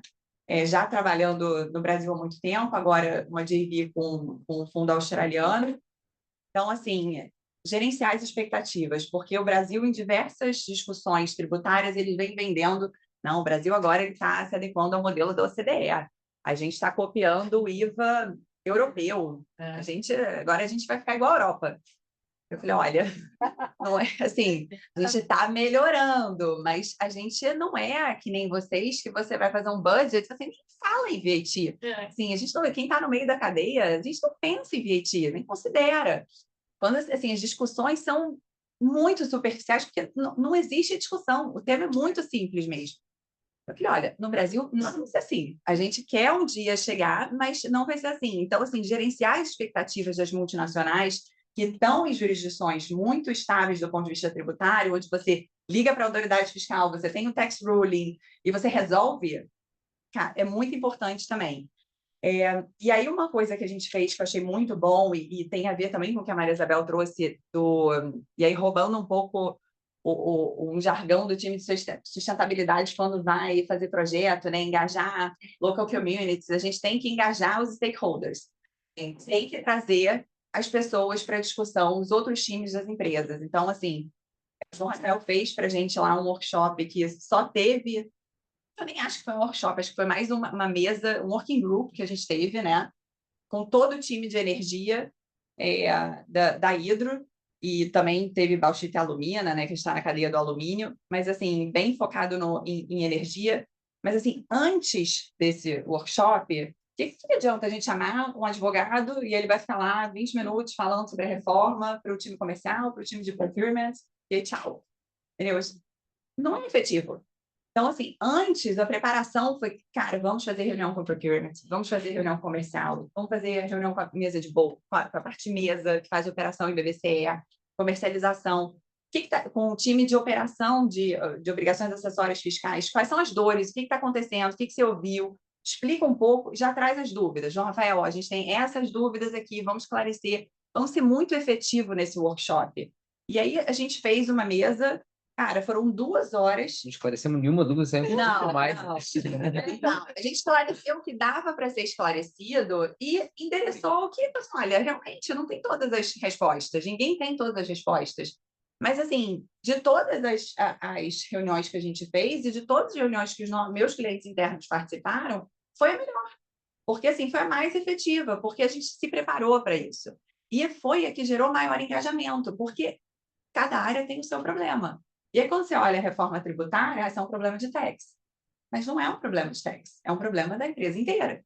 Entendeu? Então, assim, quando você dá o conhecimento de uma forma tranquila, né? Porque tax é complicado, mas que você gera você sensibiliza as outras áreas para poder ajudar nesse projeto que a gente vai precisar fazer. E aí, qual é a fase que a gente está agora, né? A gente está na fase que já existe, né? A gente teve a emenda constitucional, agora a gente tem a lei complementar, a gente está mais concreto. O que a gente está fazendo agora? A gente está numa força-tarefa de revisão da nossa operação como um todo, revisão volta para uma due diligence de contrato. A gente, cara, revisa todos os contratos, começando, obviamente, pelos maiores, vendo os nossos suppliers, fornecedor, o que a gente espera que vai ter aumento de preço na entrada, como que a gente vai repassar isso na frente, quais são as discussões que a gente espera ter com o fornecedor. E a gente está tentando mapear isso para rodar um modelo financeiro novo. Porque quando a gente definir essas premissas, a gente pega o time de FP&A, o time no nosso caso é de Strategy and Transactions, porque a gente faz muito M&A, e assim, cara, agora a gente tem que botar essa nova estrutura do VAT, né? Tem a discussão da questão da receita, para ver como é que isso se aplica na apuração do imposto de renda e como isso vai afetar a nossa taxa de retorno nos nossos projetos de geração de energia. Então, assim, agora é um trabalho gigante, onde a área de tax tem um papel mais de orquestrar e de tentar fazer, e é difícil, né, você tentar fazer com que as pessoas priorizem determinadas demandas, mas, assim, fazer com que a gente mostre um número, porque o que o board quer agora é um número. A gente precisa entender como que isso vai afetar o IRR dos projetos e o EBITDA da companhia. Então, assim, isso agora é prioridade zero para a gente. E aí vai a parte que eu acho mais chata, que é a questão de adaptação de sistemas. Nossa Senhora! Esse é de você, Essa realmente... Que aí tem que pedir para o TI ficar super feliz em ajudar a gente, né? Porque a gente precisa fazer com que os sistemas reflitam as alterações que a gente ainda não sabe direito como é que vão ser. Então, assim, a gente está com um projeto bem forte, né? Onde o TI tem um papel muito importante de revisar todos os sistemas ligados à apuração de tributo. Então, assim, e todos os sistemas sejam sistemas mesmos, como a Marisabel falou, e todos os sistemas dos INCAs e MAIAs, Excel, etc. Como a gente, assim, tentar... E aí é o problema, identificar todos esses penduricalhos que não são controlados, né, para poder atualizar e fazer com que eles reflitam a reforma. Então, assim, a gente tem que atualizar todos os processos internos também agora da companhia para a área de compras, a área de comercialização, todas as áreas têm que refletir agora as mudanças da reforma.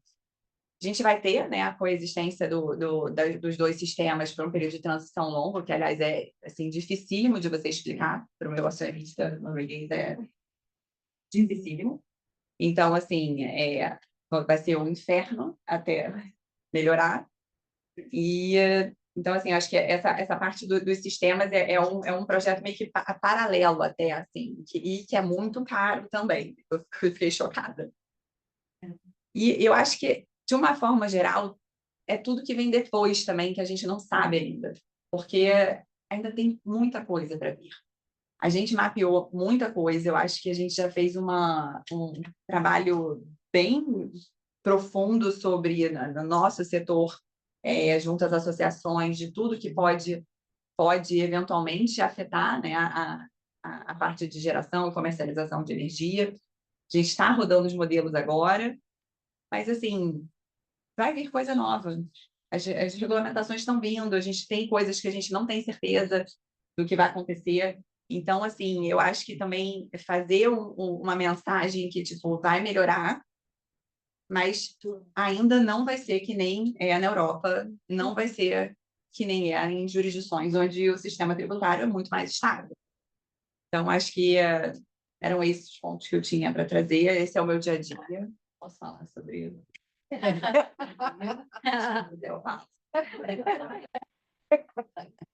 Obrigada. Só acho que...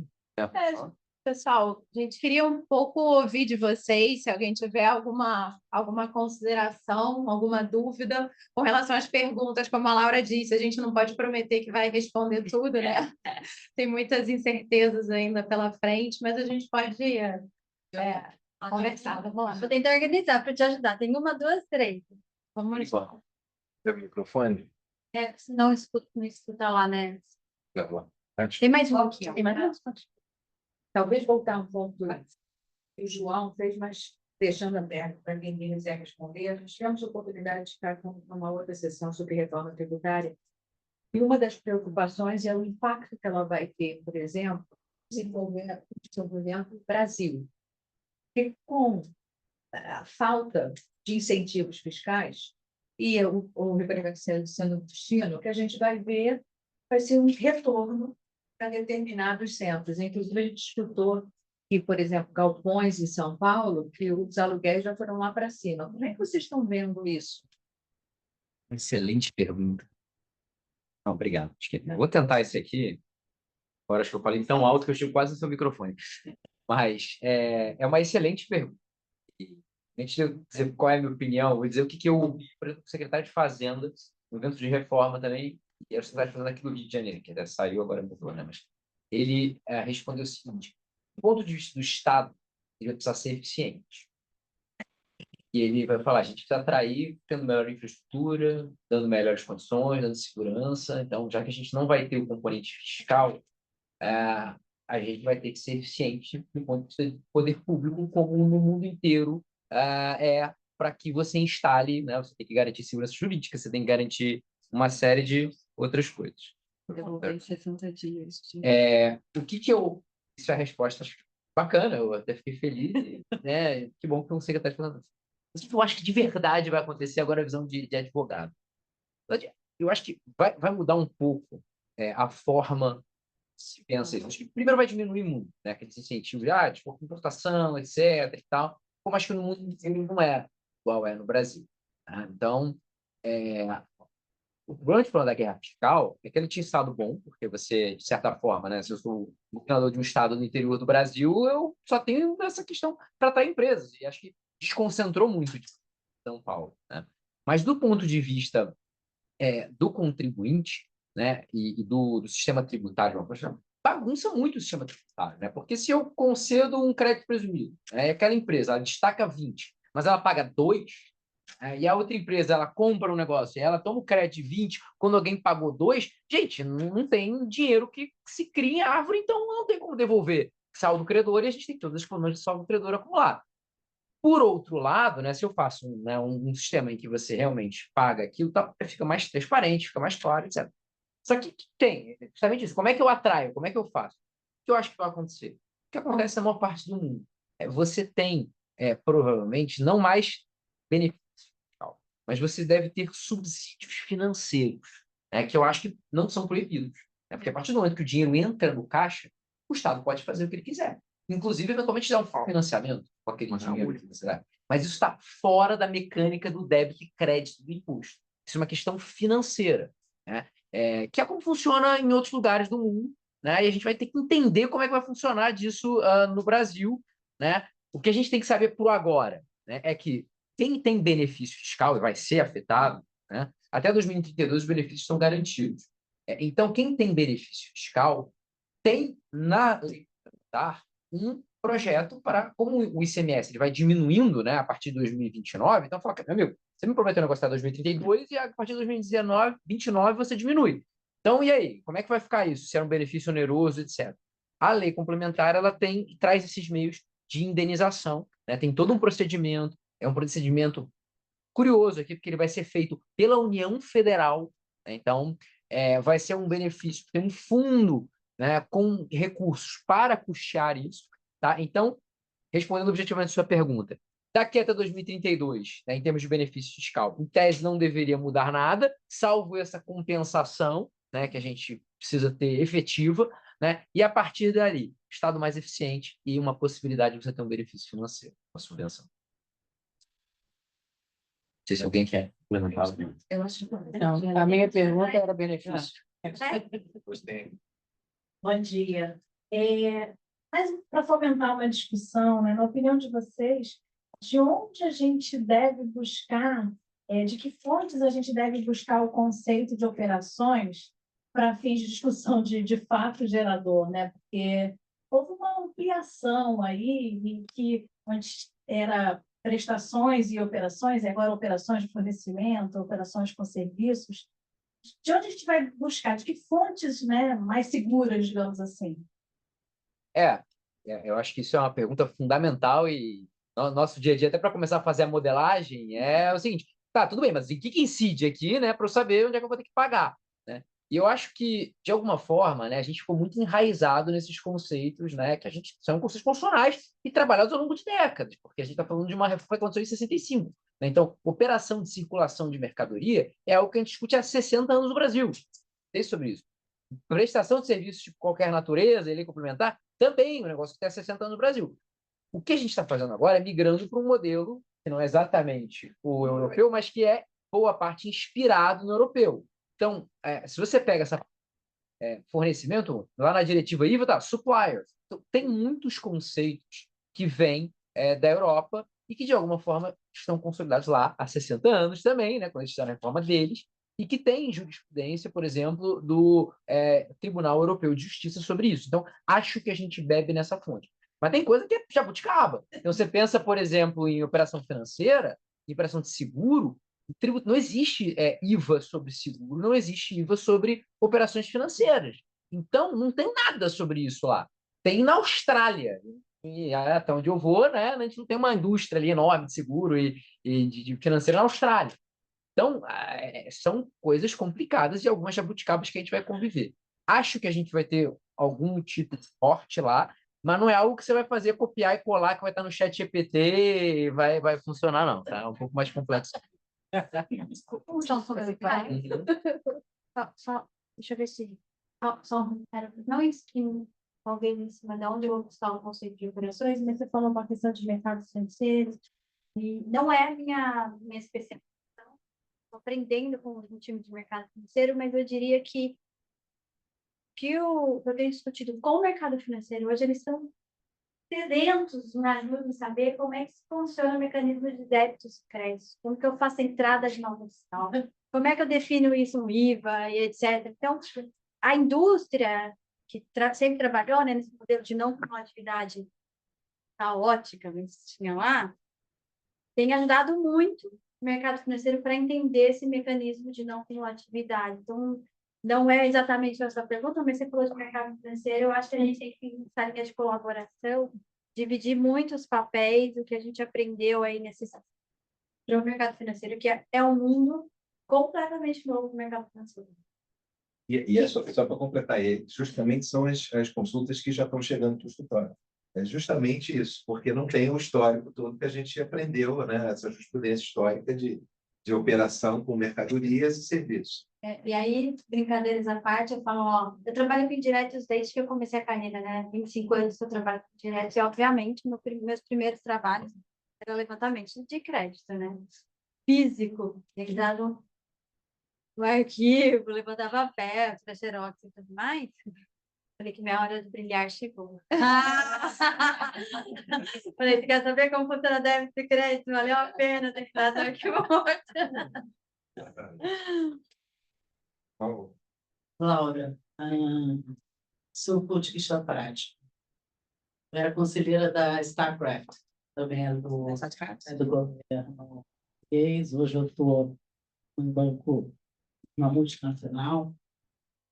E a gente até estava na discussão, né? Minha filha estava para Bradesco antes, em termos de budget, são isso custa, é absurdo, né? Então, a gente está falando, né, do segundo semestre, etc. Aliás, o melhor,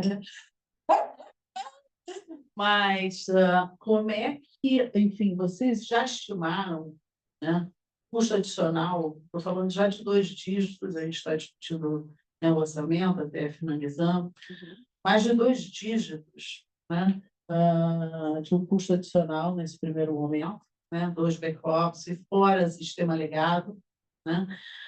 E como é que funciona o seu trabalho de convencimento? Porque, no final, né, numa multinacional, o Brasil está cada vez menos representativo, não no setor de energia, né, mas no geral, né, seja por conta do dólar, seja por conta de países que estão muito mais interessantes, muito mais receptivos, né, no seu ponto de vista de investimento estrangeiro.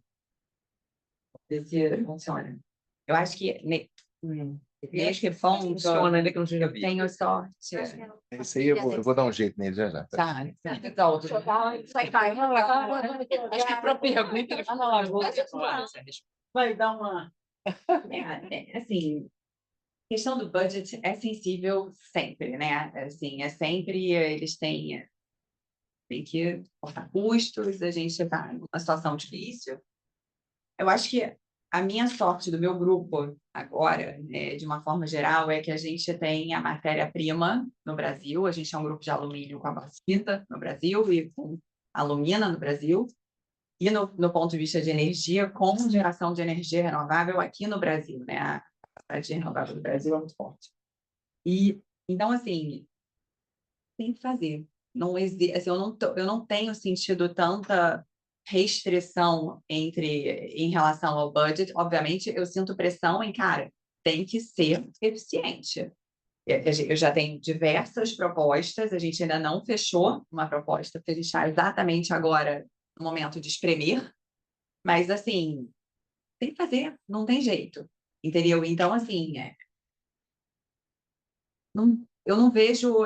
o Brasil é muito importante no meu grupo, por conta da matéria-prima, assim, não tem, ele está aqui, é o grupo mais avançado em termos de geração de energia renovável nos países nórdicos, é crítico, por conta do movimento Not in My Backyard, a Statkraft passa por isso, a Equinor, assim, conseguir um permit lá para ter projetos é muito difícil, então, assim, o Brasil, o nosso portfólio já tem 1,7 giga de geração, e lá a gente ainda está base stacks. Então, assim, o Brasil, graças a Deus, ele está muito à frente no meu grupo. Então, nesse ponto, eu não sofro muita pressão entre o sim e o não. A pressão é, cara, tem que ser eficiente. A gente não tem dinheiro sobrando nessa consultora, mas realmente é um gasto muito grande e eu acho que a pressão pior é o ponto que a Maria Isabel trouxe, que é quem vai pagar? É no orçamento de quem isso? Porque um pedaço é no Ditex, um pedaço é e aí depende da estrutura da empresa, né? A minha empresa, eu sou corporativo, você tem a unidade de negócio Brasil. Então, assim, estava empurrando para a unidade de negócio Brasil. Aí ela está empurrando para mim.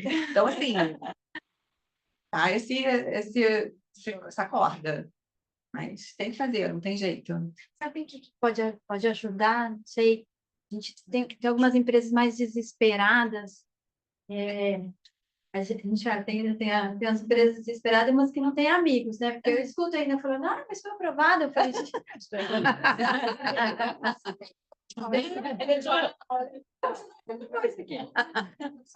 mas é montar um deck de uma coisa e dizer, se eu não estiver pronto em janeiro de 26, quais são as consequências? É isso que eu estou fazendo.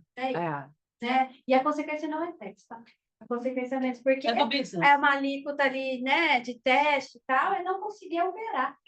Se eu não tiver Exatamente. fiscal de janeiro de 26... Você vai pagar imposto, a diferença é pagar imposto, porque o 26, se você não entrega obrigação acessória, você tem que pagar esse negócio. E aí eu até fiquei perguntando, como é que eu vou pagar uma coisa que eu não apurei, né? Mas, enfim, o ovo ou a galinha. Seu cliente, Você pode Alguém vai te vou dar um exemplo prático aqui. Montadora com os dealers. A montadora só funciona vendendo através de dealers. Esse é a lei Ferrari ali, é assim que funciona. Se o dealer não estiver pronto em janeiro de 26 para emitir nota fiscal, o dealer não paga imposto hoje, na situação concentrada. A montadora não vende. Então, assim, tem uma questão do imposto em si, eu acho que o convencimento é no amor ou na dor. Eu acho que no amor já foi.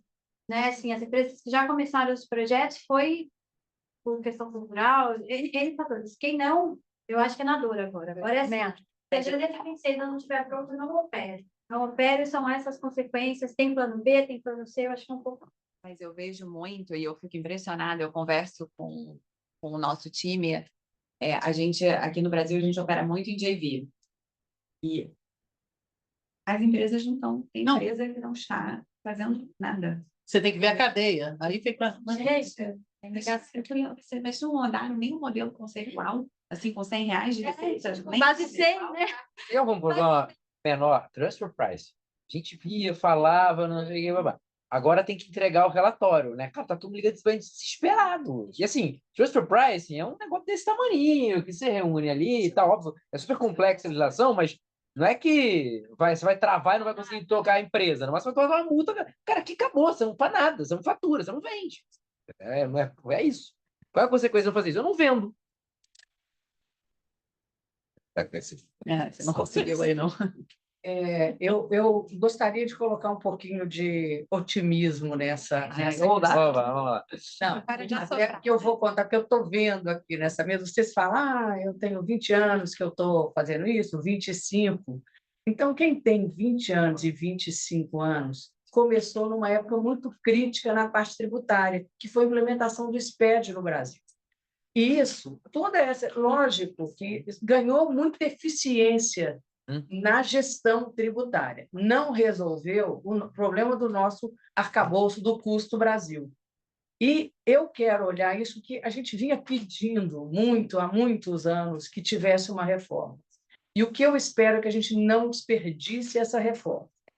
Tá? Eu acho que a ideia está lançada, tem coisas inovadoras, esse split payment definitivamente deu um nó aí. Eu acho que a gente ficar sem visibilidade de fluxo de caixa, de planejamento financeiro, é algo que não tinha me ocorrido, que era exatamente isso, mas eu acredito, primeiro, na capacidade do brasileiro de implementar essas coisas. Eu comentei aqui com meus pais aqui, depois que eu vi a minha mãe, que agora está com 88 anos, emitir o e-social para pagar serviço doméstico, eu acredito em tudo. Então, porque eu vi também as empresas implementando isso. Então, nós temos uma complexidade e que as empresas de sistemas tiveram que adaptar. Então, eu acredito que nós temos, todo mundo deve estar trabalhando nisso, porque nós vamos ter que implementar, não temos outra solução e também não tenho dúvida que vai piorar muito antes de melhorar, mas acredito que vai melhorar e que a gente vai tirar muito benefício disso, inclusive de questão de custo Brasil, que nos coloca sempre na rabeira de oportunidade de onde que vai ser investido. Então, queria mesmo deixar uma mensagem mais de otimismo. Eu acho que vai ter, nós vamos ter muito trabalho, o que também não é ruim. Eu concordo 100%, só um último comentário em relação a isso. Brincadeiras à parte, eu ganhei o apelido de poder da reforma tributária, que eu acreditava mesmo. Eu acho que o que a gente vive é um desastre, né? Vocês também devem sentir isso. A gente, por exemplo, na KPMG, todos os projetos, todo mundo menos Brasil. Tudo menos Brasil. Assim, quando entrava para fora do Brasil, as pessoas têm preguiça de ouvir o Brasil. Ponto. Assim, a gente está fora de todos os programas, todos os investimentos, todos os projetos. Aí eles falavam, Bel vai falar do Brasil. Era isso, gente, era assim, ó. Cara, é isso que a gente está. A gente pediu essa mudança. A gente vai ter transparência, concordo que vai ser um caos para simplificar, mas tem esse ponto de vista de otimismo, sim, e a gente tem muita coisa boa no nosso país. Ninguém tem o sistema de SPED igual o nosso. A gente viveu... eu falo que a reforma é o déjà vu do SPED. Sobre o ponto de vista de tecnologia, é isso que a gente vai viver. Escassez de mercado, então quem sai na frente provavelmente vai sair melhor. Qual é o nosso perrengue de tecnologia? O time de tecnologia... Então, se eu estiver errado. Ele está acostumado, você dá requisito funcional pronto, ele implementa. O problema aqui é que eu não tenho requisito funcional. É uma mudança de mindset de tecnologia. De eu falar, pode ser para cá, vem comigo. Eles não estão acostumados com isso. Então, é um processo de convencimento. Mas eu tenho uma dica de ouro aqui antes de passar, pegue todos os seus projetos temporários e muda o nome. Coloca Tech Performance. Você vai ver como o projeto anda, mas põe em inglês. Aí, ó, sai tudo daqui, mas é um momento também de oportunidades. Estou muito com você. Até acrescentar o seguinte, é verdade, tá? Essa história dos pés, como em 25 anos, quem tem 35, então nem se fala. Tem 40. Eu e a nossa filha aqui só. Que isso? Que isso? Não, quase, né? Tá bom, jovem. Verdade. Está quietinha. A questão é o seguinte, não, isso é verdade, a questão do SPED, a gente teve um evento da IFA ano passado, veio o secretário de Fazenda lá da Espanha, né, que ele palestrou, ele só falava do SPED brasileiro. Ele falava, vocês têm um SPED, vocês têm algo que ninguém tem, como se fosse assim, a coisa mais fabulosa, e agora a gente vai ter que enfrentar, claro, vai ter que se adequar, e foi bom, que a senhora mostrou para a Laura que o Brasil é muito melhor que a Noruega. Não, porque lá é tudo fácil, aqui não vai ser nada, vai ser que é Brasil, né? Lá ninguém fala do IVA, já sai lá direto na outra ponta. Mas... Nesse ponto é mais fácil. Eu queria só, legal, a parte otimista, agora eu vou falar um pouquinho do contencioso, né, da parte pessimista, só uma pergunta, que era do Gustavo, mas não, eu acho que ele teve que sair, e era uma questão até que está surgindo nos grupos de estudo, começou a ser levantada. O Patrick, que trabalha lá no nosso grupo, falou assim, eu vou escrever um artigo sobre isso. Eu falei, não vai escrever um artigo, porque o Haddad vai ler, e no dia seguinte isso vai ser tributário. Só que o artigo está vindo, então vamos lá. Queria só que vocês debatessem o seguinte, vai ter o período de transição do ICMS, né, / IBS, vamos falar só da questão do IBS, não do CBS federal.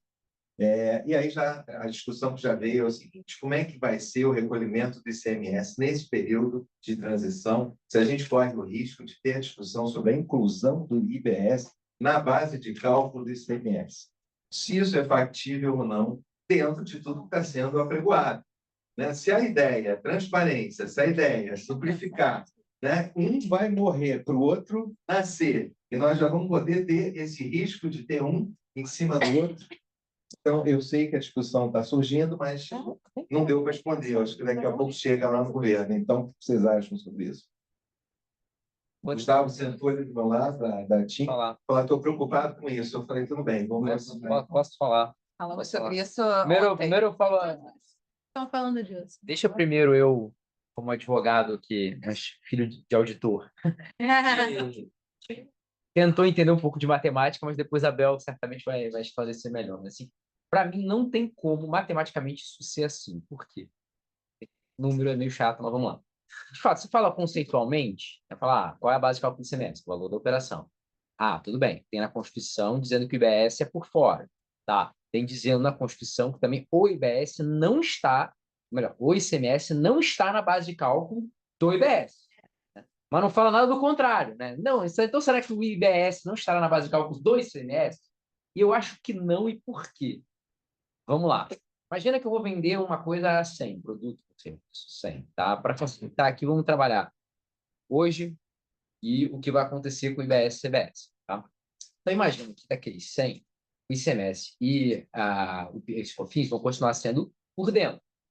Vamos para simplificar o cálculo, né? Até porque, como eu disse, sou advogado, não sou muito bom de matemática também, mas não vamos tirar o ICMS dentro da base de cálculo profissional. Vamos fazer uma conta bem simples, de padeiro, tá? Só para chegar no raciocínio, porque a mira é o ICMS. Então, imagina o seguinte: desses 100, eu tenho 9,25 de PIS e COFINS e eu tenho 20% de imposto de renda. Tá? Então, eu vou ter lá 29,25 de carga tributária aproximada, né? Que eu vou ter que tirar, né, da minha base de cálculo, daqueles 100, né, para que eu, então, tenha a CBS e IBS sobre o valor final, sem o ICMS e sem o PIS e COFINS. Beleza? E aí eu vou jogar, então, no valor da nota, né, o destacado, sobre esse valor líquido que surgiu de 100 menos 29,25. Tá? Eu nem vou me arriscar a fazer a conta aqui para não errar um pouco. Mas o fato é que o IBS e a CBS vão incidir sobre esse delta. Aí, na minha visão, não tem como, né, esse ICMS aqui entrar em algum lugar e capturar a CBS, porque ele entra depois. Ou melhor, o ICMS ele sai antes. Ele não tem como capturar o que está depois dele. Entendeu? Então, na minha visão aqui, humilde de advogado fazendo conta, me parece que, embora conceitualmente, né, não esteja lá do ponto de vista conceitual, mas quando você começa a fazer a conta, né, que a gente matemática, precisa começar a fazer a conta, né? Que parece que não tem como, matematicamente, o ICMS capturar o IBS, né? Capturar o IBS, tá? Pelo menos eu acho que é isso, ou não sei se eu entendi bem a pergunta, e tem coisas que eu, aqui, advogado, tentando fazer conta, consegui vislumbrar, tá? Mas na minha visão é não. Eu não sei, Bel, você já pensaram, não tem alguma coisa? Ou é muito mais embaixo do que eu imagino? Iceberg, né? O que está embaixo do iceberg? Vou tentar resumir uma frase assim, pragmática. Se não é pretendido, deixa expresso lá. Por que não está? Não tava. Ponto. É isso, o conceito é isso, é a transparência, não tributação por dentro, etc. Deixa expresso. Né? Essa não é a vontade? Me dá Esse é o perigo. uma palpitação de não ver expresso. Assim, eu concordo que matematicamente a gente tem que ser criativo, mas a gente é muito criativo. Então, assim, eu tenho um pouco do medo de a gente simplificar um pouco. Concordo com a sua conta, tá? Mas, assim, eu gostaria de ver expresso. Eu acho que é isso que a gente tem que botar no regulamento. Não é para ser, não é para ser, é para ser transparente, é para começar direito. Né? Não quero acabar com o papel do contencioso de vocês, até porque eu gostaria de migrar para o contencioso. Estou anotando no caderno. Não vai ter mais contencioso, hein? Né? Que nem o ICMS. Que nem o ICMS e os homens do direito tributário. Aí já está extinso. Tá, com a transição que eu desejo, mas vai depender da quantidade de boletos que eu tenho no poder no futuro. Se eu tiver muitos boletos, eu gostaria de ir para o contencioso. Mas eu acho que deixa expresso, não é isso que a gente quer? Transparência, é isso. Mas assim, eu tenho muito receio desse ponto. Se não é proposital. Não ajudei, mas... Já tem gente querendo entrar com a ação, esse que é o perigo. Nem começando. Vamos longe. Deixa eu ver frente quando eu tiver no contencioso. Mas termina. A boa notícia é que o contencioso, sistema antigo, vai durar por muito tempo. Ainda vou ter o um valor. pode pagar boleto aí por muitos anos. Alguém Nós temos algumas perguntas que eles fizeram online, eu posso passar aqui para você. Claro. A primeira pergunta é da Cláudia Elisa, né? Ela está pedindo exemplos de empresas que você já conhece, que já estão melhor estruturadas na organização da discussão interna, com os diferentes times e áreas sobre o tema. Elas.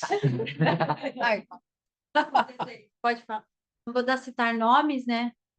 Mas o que eu diria é que de tudo que eu tenho visto aí nessas andanças de reforma, sem dúvida alguma, o setor de energia elétrica foi o pioneiro em termos de implementação, assim, mais disruptivo, apesar de ser, para mim, uma surpresa, assim, muito regulado, mas saiu assim, disparado na frente dos segmentos. Meio de pagamento, tecnologia, porque é uma questão de sobrevivência, né? Tem uma discussão nova aí de responsabilidade tributária das plataformas, estão bem bastante estruturados. O varejo, uma vontade enorme de fazer tudo com budget zero. Varejo, então, mas vamos pagar adiante, ali é um projeto de reforma, mas a indústria, de modo geral, também se movimentando, é que a indústria em si, tentando generalizar, mas a indústria no Brasil tem muitos benefícios fiscais, e a alíquota efetiva ali é muito menor do que está destacado. Mas a indústria que não tem benefício fiscal no Brasil, a mudança da tributária é muito positiva. É muito positiva. A redução de carga tributária é bastante significativa. Então, a indústria que já se ligou ali, que tem menos impacto, está meio que trabalhando ali dentro de casa. Então, prestação de serviço foi desenhada aqui, nova, virar um caos, aumento de carga tributária, prestação de serviço, e aí está todo mundo desanimado em implementar isso, mas não é uma verdade absoluta. A gente, sim, vou falar da PMG, né? De fato, a gente tem uma alíquota muito maior do que hoje, mas a gente vai tomar mais crédito do que a gente não tomava, e, detalhe importante, nossos clientes nunca tomaram crédito sobre o nosso serviço, nem sempre foi custo. Essa discussão que a gente tem que ter, é isso que a gente tem que estar preparado, né? Quando a gente for discutir o nosso honorário, não é por isso que vai pedir desconto para a KPMG. Vai ter crédito. Vai ter crédito. Então, assim, se eu puder resumir, acho que a energia disparada foi o pioneiro, a indústria ali se movimentando, o varejo com desejo de implementar, a prestação de serviços desanimadíssima em começar projetos, mas eu acho um perigo, né? Instituição financeira, pelo menos não é a minha praia, mas começando a me inserir ali, minha área de momento de glamour chegou e trabalhar no mercado financeiro. Muito querendo aprender com a indústria ali, mas tem. Agora, você já tem o oposto, a empresa que criou o departamento de reforma tributária ali. São as exceções, mas já tem isso também. Acho que é isso que eu tenho visto aí no mercado. A segunda pergunta é bem o que você está comentando, né? Se as empresas já estão percebendo algum tipo de benefício, né? E se existem pesquisas de mercado sobre a aceitação da reforma tributária pela iniciativa privada. Tipo de vício? Não, assim, elas perceberam os benefícios, né? Então, você comentou, né, sobre a questão da indústria, né, que vai acabar sendo beneficiando, os prestadores de serviço também, mas já existe uma pesquisa em relação a isso. Pesquisa formal sobre a aceitação da reforma tributária eu não vi, assim, eu acho que as associações de setores têm discutido bastante isso, assim, setores que são melhores impactados, outros são menos ou pior, mas eu acho que as empresas que estão na frente na análise da reforma e já conseguiram ter um mínimo esqueleto do modelo financeiro, elas já conseguem dizer se a reforma é melhor ou não para eles, entendeu? São setores que estão beneficiados, entendeu? A gente tem um dos nossos segmentos, a gente fechou a vista, a gente não é possível, faz de novo. Não é possível, faz de novo. Cara, como é que pode? E tem um dos nossos segmentos que está melhorando. Então, assim, eu acho que conforme você vai avançando, vão ter segmentos que estão, sim, beneficiados, né? Acho que os que estão no meio do caminho, que vão repassar para o final, sim. Mas eu não vi nenhuma pesquisa formal mesmo, tipo de aceitação, não. Bel, você quer completar? Eu tenho uma pesquisa interessante. Eu fiz até uma vez, a gente fez um evento aqui com o pessoal de telecom, até o pessoal da TIM estava aqui, e foi muito bacana que a gente pegou, acho que foi uma pesquisa, se não me engano, da KPMG, Bel, que era lá na Índia, da Índia, porque eles fizeram uma reforma muito semelhante à nossa, né, em 2017, né, 2017. E aí eles já estão colhendo os frutos há muito tempo. Então, eles têm um nível dual. Era uma zona. A gente, Índia, até era assim, né? A visão que o pessoal tinha que todo mundo era Índia, na verdade. Né? Aquele que a gente tem da Índia do sistema tributário. Não, esse é que era o ponto. Até agora? Virou a chave da noite para o dia, até teve um outro sócio falando sobre isso. Mas o que era curioso era uma pesquisa, que aí eles falavam com as empresas. E aí eles iam ano a ano, depois da reforma, falando qual era a percepção das pessoas, das empresas, sobre a reforma tributária que fizeram na Índia. E, assim, no início era todo mundo, era o abraço, né? Era pior possível, etc. E foi melhorando, melhorando, melhorando. E assim, no final estava com tipo, 80%, 90% de aprovação. Sempre fica de reforma. Né, Então, vai ser bom, vai ser bom. eu acho que eu prefiro, né, na linha da Lúcia, tentar mirar nisso, né? Falar, cara, a gente vai ser ruim no início e até a gente aprender, mas assim, a gente está mudando para uma coisa melhor. Estamos trabalhando, é o Pix. É o Pix da reforma. É o Pix da reforma. Talvez o plano real, né? A gente naquela fase do RV, né? Que você tinha duas moedas ali, que você olhava para eu pago em quê, né? Então, tinha a moeda antiga, a moeda nova e, enfim, a gente está onde a gente está, depois valeu a pena. Mas eu vou... Tem mais? Os caras Vamos. Então, gente, queria agradecer mais uma vez a presença de vocês, reiterando aqui essa mensagem de que vai piorar, mas vai melhorar no final. Acho que é A pessoa online, não, colocou aqui que a Vanessa estava com a mão levantada, mas deixa eu ver se ela... que a gente acho que só Mas depois pode mandar por e-mail, gente. São pedidos, está no nosso tema, então, por favor, fiquem à vontade para perguntar. Então, gente, é isso. Mais uma vez, obrigada. A gente fica à disposição aí. Quem tiver alguma dúvida, alguma pergunta, pode mandar por e-mail. A gente encerra aqui esse evento. Foi bastante produtivo.